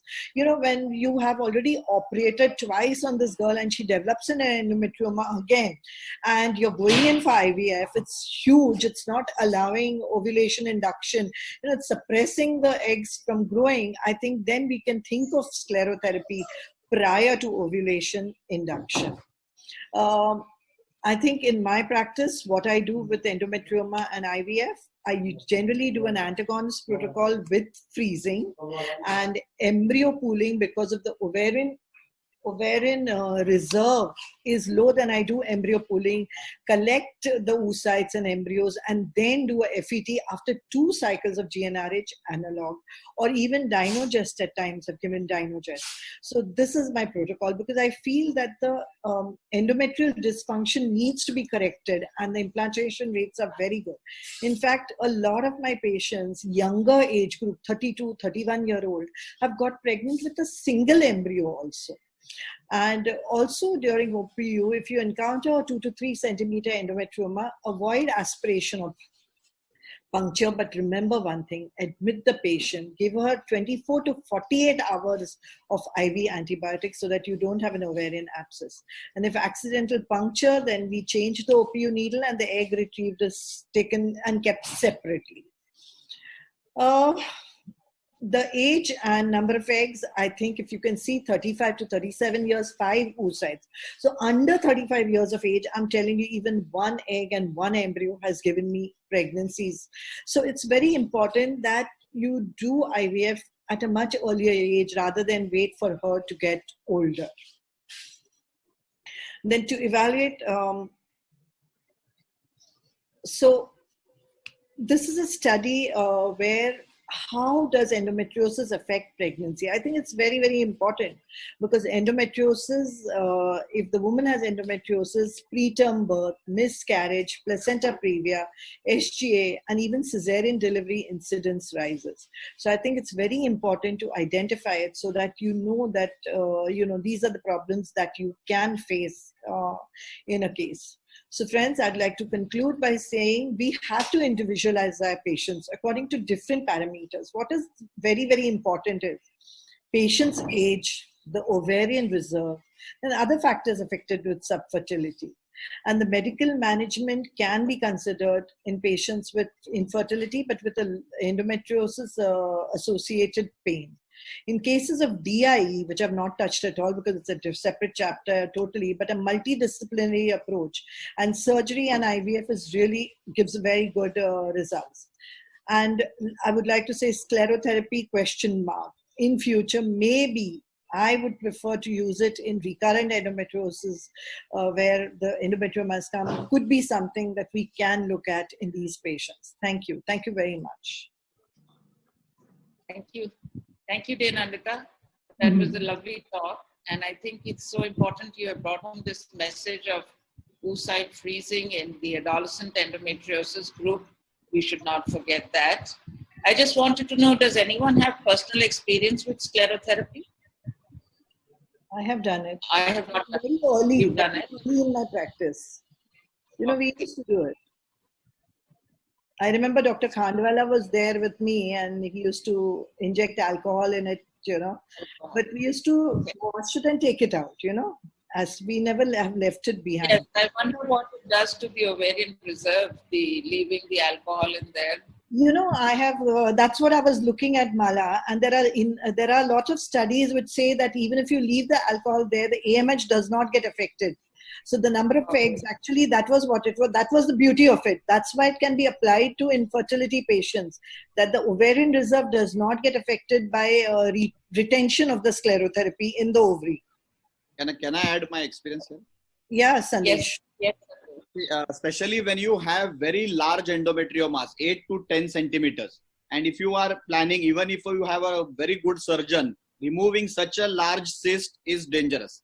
So if you go in without disturbing the adhesions and without allowing it to spill that endometrioma, if you drain it and put sclerotherapy, and I have attended this very often with 95% alcohol, that is what you have to use, 95% alcohol.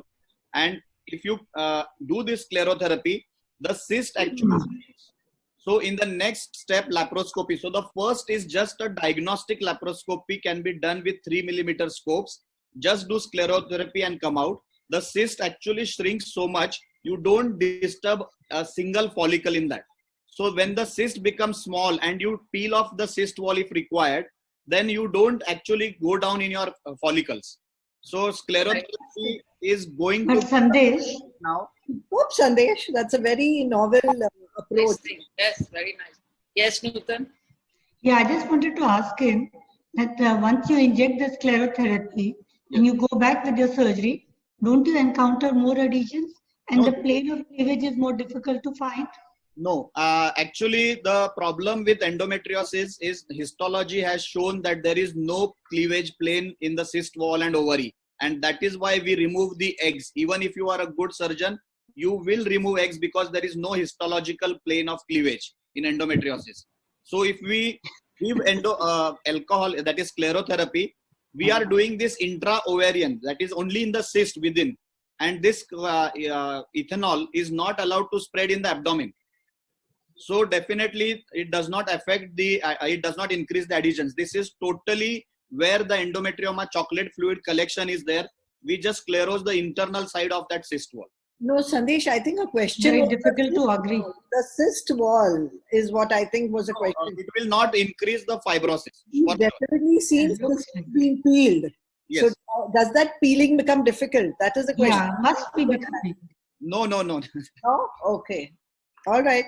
But I think another comment I wanted to make was the use of PRP and stem cells in patients that have low AMH. I think this is again coming up in a big way. And if once we are removing the endometrioma and somebody has a low AMH, one can even transvaginally through an OPU needle. I don't think, Mala, in endometriosis you can use PRP or GCSF because it will cause of the disease. I'm worried about that because that is an androgenic disease. So I don't know whether you can use it in endometriosis. You know, we don't even use growth hormone in endometriosis because it can aggravate the disease. So I doubt whether you can use this in... once you have operated on an endometrioma, no, but that disease can come back. You know, you never... I don't think any surgeon can remove the disease completely. Yeah. Okay, there are some questions for Dr. Asha. Yes. Madam, can we give suppression prior to IUI? If yes, how much is the dose of triptorelin as stated by Dr. Girish Jilla? Come again. No, I did not hear the first part of the question. Okay. I'm not able to see it. Suppression prior to IUI. If yes, how much is the dose of triptorelin as stated by Dr. Girish Jilla? Yeah, we are talking about suppression of adenomyosis and not endometriosis, but it suppresses both. Just like suppresses the ovary also. Which one they are asking? Okay. So if there is an adenomyoma, you have to give at least, according to me, 11.25, and then you have to wait for another 3 months for the action to wear off. So after the last injection, if you're giving a monthly injection, you give 3 injections, and then you wait for another 3 months for the action to wear off. And after that only you can take up the patient for IUI. So you are losing some time, but it's still worth it because giving a scar on the uterus is not worth it. So you can give 3.75, 3 injections, or 11.25, 1 injection, depending on the size. Okay. Do endometrial vascularity mapping before IVF will help in adenomyosis patient? Dr. Henna Shah. Yeah. Endometrial vascularity. Yes, whenever we study the endometrium, we always do an endometrial vascularity study. And we also do a study of the by power Doppler. This is before embryo transfer. No, Asha, I think the question was endometrial vascularity after adenomyomectomy, I think. Okay, you can answer so that. After adenomyomectomy, usually the vascularity comes to they normal have given after do 6 endometrial months. vascularity mapping before IVF. Help in adenomyosis patient. That's what they have asked. Another question to Dr. Asha for the thanks, Dr. Asha, for the excellent talk. Comment: what will be the outcome of GnRH antagonists are used instead of antagonist agonist?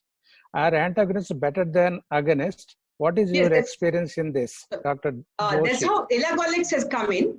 It is the oral antagonist available, but it's expensive. I have no experience. Looks like Nandita has some experience on the antagonist for adenomyosis. I have used it in one patient, as I told you. She had got it from America, and I don't know the cost and all, but it really didn't help her beyond a point, you know. But that was a really bad refractory case. We had to do a TH BSO. But I think it's the studies which are coming, Dr.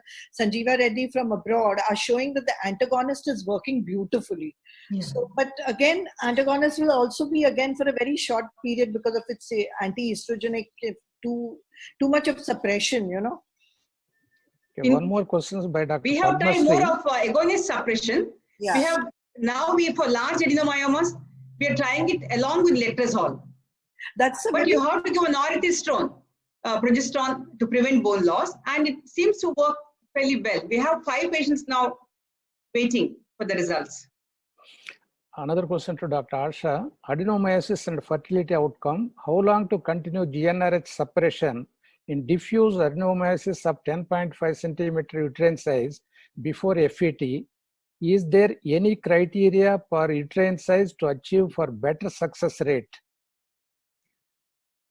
I'll be happy if the uterine cavity is UCL is not more than about 9 to 10 centimeter. That means the uterus size could be about 12-week size, and the uterine cavity should not be more than 9 to 9.5 centimeter. So depending on the size of the adenomyoma, you may have to give suppression for a longer time if it is a large adenomyoma. Now I have these 5 patients waiting. They did not respond that well to GnRH analog. So we have put them on letrozole, and we are waiting for the uterine size to shrink from about 14-week size to about 10-week size. I have a question. Anything, Nandita? You have any? No, I have a question for her, but I think Sanjeeva is going to ask the same question. Go ahead, sir, Dr. Sanjeeva. Okay. Patient is young, reserve is very good. It is okay like that to suppress for 3 to 6 months, then going for the IVF. If the reserve is slightly less, and if you give for 6 months, what I have seen like 3 months also, the number of oocyte what you are going to get in such is patients, going to be nil. Collect the eggs first, okay. make embryo, so freeze the embryos, and then you go in for IVF. suppression. That means you suggest 2-stage IVF. First stimulate, retrieve, freeze it, then you suppress, then you go for transfer. That's the okay. Can I ask her a question?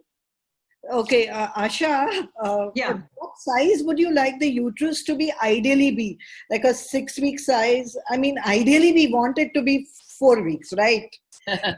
No. You have a 12-week size uterus. I mean, does it really shrink to a, how much time does it take to shrink to a good enough to give you pregnancies, what you've seen? Each person responds in a different way. I showed a few cases today. What is the size generally which responds to pregnancy? 10-week size is all right. It should be okay. All right. Yeah, and the size of the adenomyoma also is important. If the adenomyoma is 8 centimeter, 9 centimeter, then you should really wait for the size to shrink to at least 5 centimeter. I think I need surgery if it is an 8 centimeter. I would go with Nutan for the surgery. But yes, I would do surgery too, yeah. And I'm wondering, Dr. Asha should give more chance to Damodar. Because even after surgery, you have to wait for 6 months. I would not like to take up this patient for IVF before 6 months. So why not you wait for 6 months without surgery? If it's not regressing, I definitely give it to Damodar. Dr. Sandesh and Dr. Mala, you can ask the questions. What I would do was do the adenomyomic.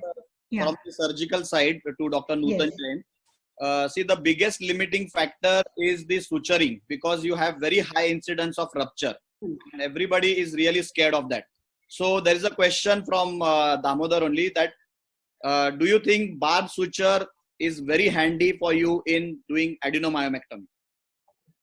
Yeah, so I had also noted this question, and definitely barb sutures are a way ahead.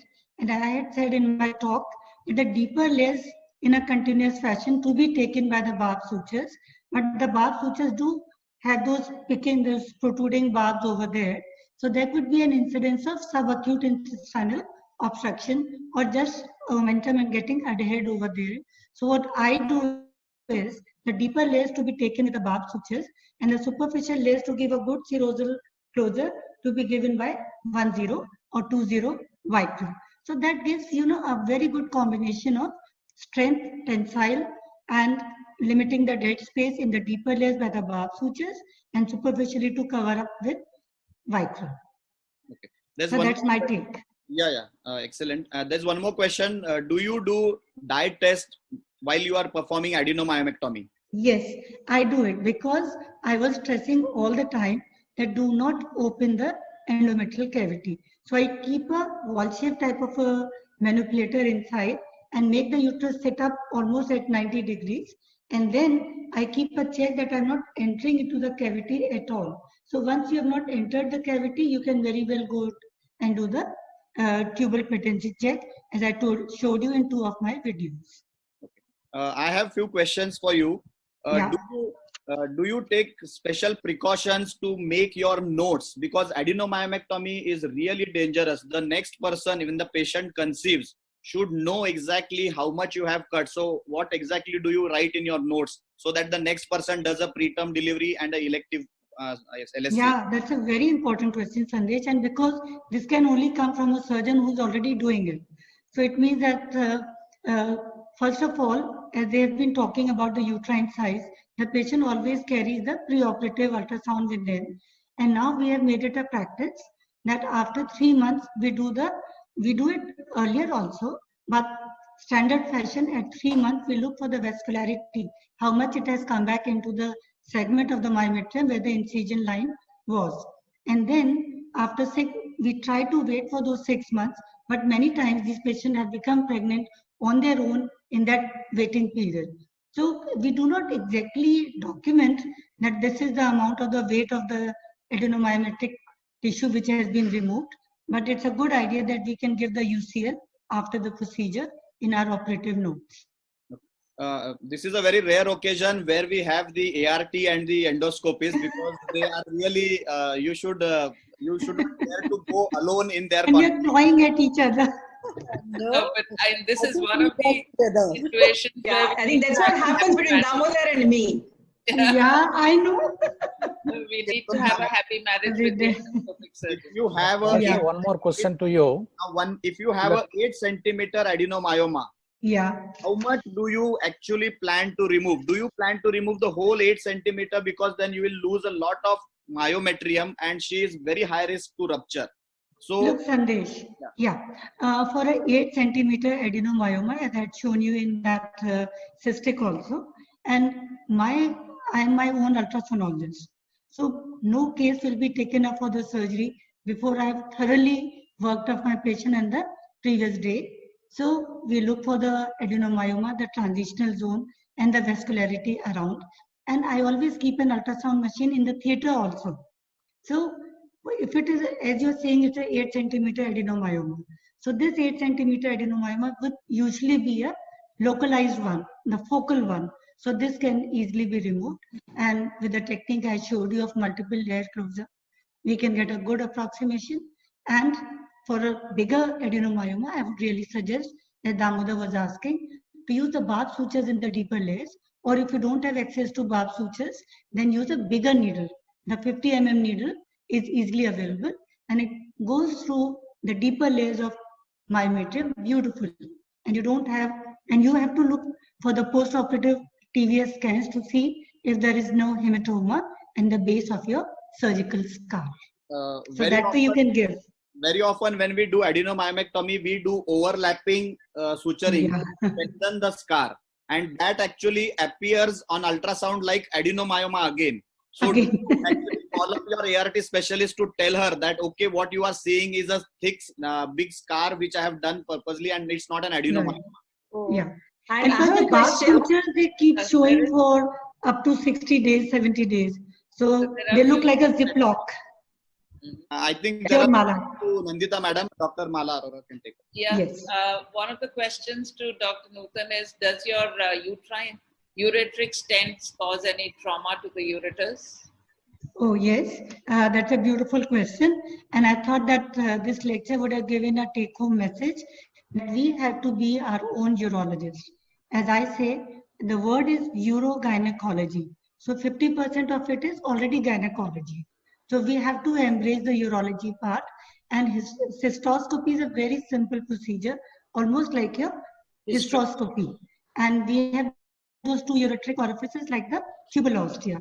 So you just take your hysteroscope and guide your pterymo guide wire into the tubule, into the ureteric orifice, and over that you can stent your ureteric stent, and it doesn't cause any trauma.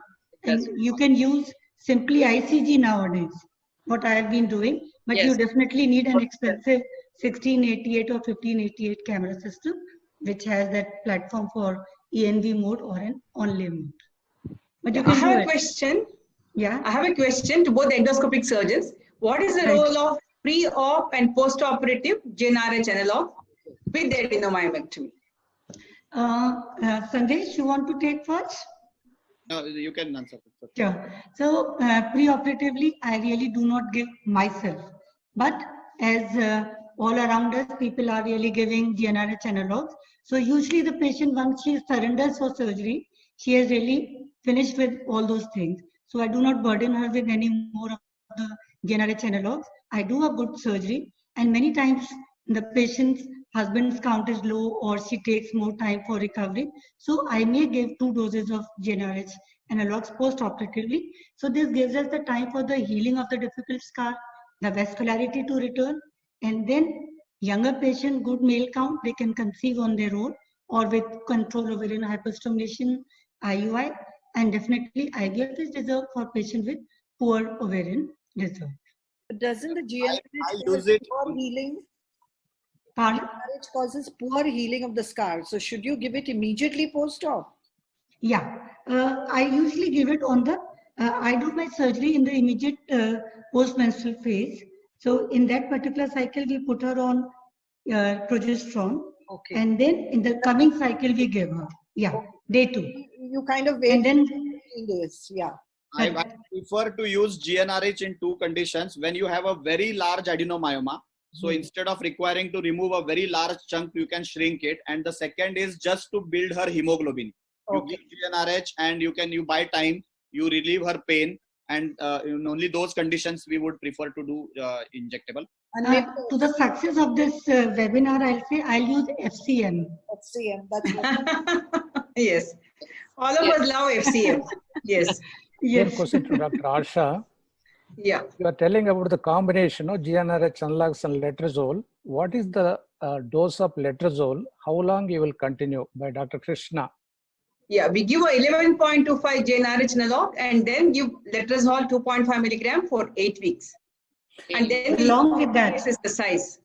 But there are papers with anastrozole where it has worked well. And what about the progesterone? How much do you add back? We give 5 milligram daily for 3 months. Okay. You are telling you never refer to case to Dr. Nutan, but sometimes you have to refer, no? So can I tell the indications for adenomyomectomy? Yeah. Yeah. I have already, yes. There is a I question. have already discussed in my paper. Yeah. That is recurrent implantation failure, recurrent pregnancy loss, not responding to medical suppression. In spite of giving medical suppression and IVF, if they are still not conceiving, or if there is still a pregnancy loss and the size of the adenomyoma is big, you should not waste further time. You should definitely refer for adenomyomectomy. Or if there is intractable bleeding, and that's one of the reasons for adenomyomectomy. So yeah, But I have had patients who came back to us. She, in another center, she already had an adenomyomectomy. She had a recurrence. She even had a failed IVF. So there was no point in taking her up for a second adenomyomectomy. She was already 40 years. And this is a lady we treated with the GnRH suppression for 6 months. And then we did a donor egg because she was 40 years. And she has had twins. And this was 2007. That's good. But Dr. Aisha, I would suggest Asked if by we, Dr. Sushma if that we do it like 8 to this, 9 centimeter adenomyoma, would you think medical therapy will work or would you do surgery? So you have practically answered that 8 to 9 centimeter adenomyoma. Nutan would do surgery. You would first give a suppression, and if it doesn't suppress, you would do surgery. What about you, Sandesh? Yeah, GnRH we always use because lot of our cases we avoid doing surgery. If you really shrink the uterus, then there is no point in doing a surgery for us. Tell me how preterm should you operate for a cesarean? What is the experience? Adenomyomectomy, 34 weeks. After the adenomyomectomy, yeah, 34 weeks. Yes, that would be my. And one of my friends, an ART specialist, she told me that she had a patient who had undergone adenomyomectomy somewhere, and she conceived at their center, and she was carrying twins. And one evening, she has come to the center with severe pain, and the junior doctor was there, and patient was collapsing. Yes. And there was a mortality. 32 weeks. 32 weeks. Yeah. It's very sad. I feel it's very, very important to avoid adenomyomectomy as much as possible. And whenever it is not possible, maybe that's a last resort. And maybe it's worth admitting these patients at 28 weeks. And look after them. Okay. Because 28 weeks is salvageable age. Yeah. Dr. Asha, one more question. 22 years, young lady, married for 1 year, adenomyoma 8 to 9 centimeters, planning conception, no menstrual disturbance. Should we consider adenomyomectomy or medical therapy before fertility treatment? Which is ideal? I just asked, yeah. So two people can fight now, either Asha or Nutan. So this webinar will finish. So I'll take the last question. I'll take the last question. You have put a patient on Dynagest, but she comes back to you with continuous spotting. How do you manage this? Who are you asking? Whom are you asking? Oh, Nandita, maybe. So, see, this is something that you have to counsel your patients, that there is bound to be spotting. If you can adjust to it, I would tell them to adjust to it. If not, then I would step up the dose to 4 milligrams for maybe a month. That's what I've done in a few cases. Just increase the dose for some time and then gone back to 2 milligrams. And if they cannot, then oral contraceptive. Then we have to. Wouldn't you switch to the oral contraceptive pill with Dynagest? Yes, it does a good option. And first try 4 milligrams because I prefer Dynagest. Okay. I think we have asked most of the questions. I think I just noted one question: how to remove a deep stuck endometrioma. Do you think there's time to answer this question? Yes. Or we wind up? Asha. Yeah. So this is for Nutan, right? About deep-seated endometrioma. Yes. So I would love to answer this question. So I do not know who has asked, but whenever we have severe endometriosis, you need to have 2-3 things in your table. There's a very strong, good uterine manipulator, a rectal probe, so that you can safeguard the rectum. And as I showed you in one of the videos, start at the left pelvic rim. So that is your key to start opening up the rectovaginal space. And once you have located the ureter, lateralized it, and then you will reach to the ovary. So what I usually do is that I use both the 2 atraumatic graspers in my hand, and you have to go beneath the ovary and try to preserve the plane. Do not try to open up the peritoneum over there. And supposing this is the peritoneum, go beneath the ovary and just lift it up in an antegrade manner. So usually while you are lifting it in an antegrade manner, it will open up at the weakest point where it was getting stuck to the uterosacral or to the lateral pelvic side wall, and then it drains out. So once it drains out, from there the story would be of enucleation, but you really have to clear up the space around the ovary. That is the pararectal space, the medial and the lateral, and the dividing line is the ureter. So you can just remember the picture which I showed you, and localizing the ureter, for this I always say that make ureter your good neighbor. Don't try to avoid. Keep opening it every now and then so that in the difficult situations, you can stave off any injury to the ureter. Maybe I answered it. This last question to Dr. Nandita. How safe it is to use GnRH in young women with endometriosis as it has many side effects? Dr. Hansa Dar. Yeah, I think it's a fantastic drug. You can use it in a lot of women. There's no problem at all. And but we don't use it for more than 3 to 6 months. I mean, this is what you need to remember, that if you use more than 3 months, you need to do add-back therapy with the hormones, OC pills added to it, because of you're worried about the bone density going down, and also hot flashes, all the menopausal symptoms. So I think 3 months is absolutely safe. There's no problem at all. And you can give it up to 6 months. I do not use GnRH analog for longer period than 6 months. Their Dynogest would work better if you're doing it for a longer period. And some of these women, you can put a Mirena as a progesterone support. Yeah, if you're giving a longer GnRH. Yeah. But I don't like to go beyond 6 months with GnRH analog, even with a Mirena and all. I think the trick is to freeze their eggs first, and then 6 months is enough to give them suppression, and then do an FET. What I have found, just 2 to 3 months suppression is good enough to give a good result. I know. I think we had a wonderful discussion. Any more questions, Dr. Sanjeev Reddy? I always almost everything we covered. No, they didn't give a chance to ask questions. They explained everything. You people explained everything before itself. It didn't give us chance to ask. You're the charming gentleman. I want to ask one last question to the ART specialist. See, when we are doing surgery, we are actually literally putting myoma screw or lifting the uterus, cutting it to release these adhesions.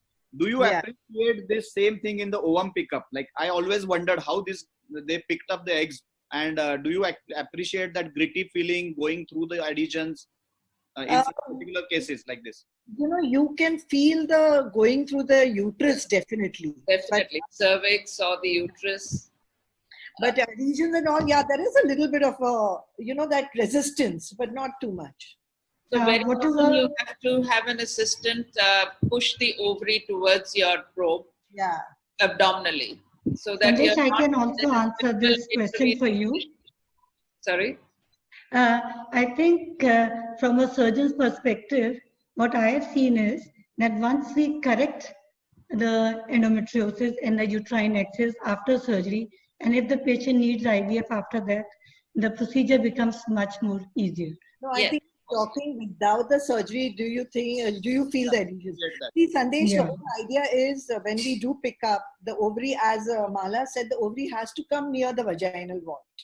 So we try and get it as close to the vaginal vault. So we want to just leave the vagina and enter the ovary. That's the ideal situation.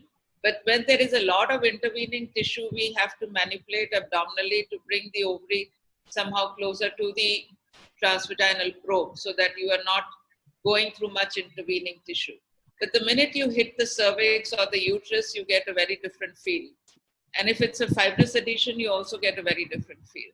But these needles are worried about vessels. If there are adhesions, you're worried your needle will go through a vessel, which you will not realize. Yeah.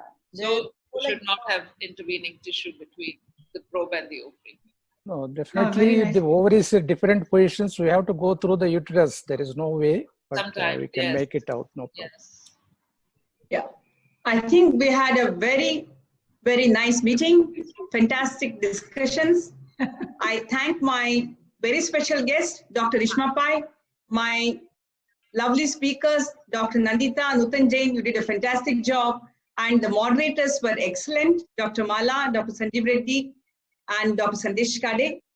Enjoyed having you people here and the fantastic discussions. I thank Science Integra for the technical support and MCure of all for having given us a fantastic support. And I'm always thankful to Dr. Alpesh Gandhi and Ramani Devi and Jaydeep Tang for their constant support and guidance. Over to MCure team. I think it was. Thank you, Asha. It was a pleasure being with you. I So enjoyed this beautifully session. hosted. Having the whole galaxy. I know we had a real good time. Thank you all for your inputs and taking time off. And over to Dr. Ketan, please. Thank you for including me with the stalwarts. Yeah. Thanks a lot, doctors. Dr. Ketan? Thank you so much, madam, and the galaxy of gynecologists today. So it was an excellent webinar. Thank you for this illuminating webinar. Thank you all the faculty. I like to give the mic to Mr. Ashish Maheshwari to give the vote of thanks. Over to Mr. Ashish. Thank you, Dr. Ketan. So good evening all. So on the behalf of Xenex, a division of MCure Pharmaceutical Limited, I would really like to thank eminent faculty, Dr. Asha Rao, Dr. Nutan Jain, Dr. Reshma Pai, and Dr. Nandita Palshatkar. And I also like to extend our gratitude towards Dr. Sanjeev Reddy, Dr. Sandesh, Dr. Mala, and Foxy Organizing Committee for taking out time for us from their busy schedule and sharing with us their knowledge and experience on elusive endometriosis. And I'm sure the knowledge shared by the eminent faculties has given good insight to the audience.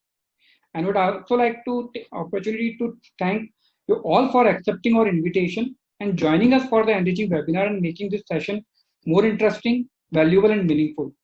So I hope in future also you will join us on a similar knowledge.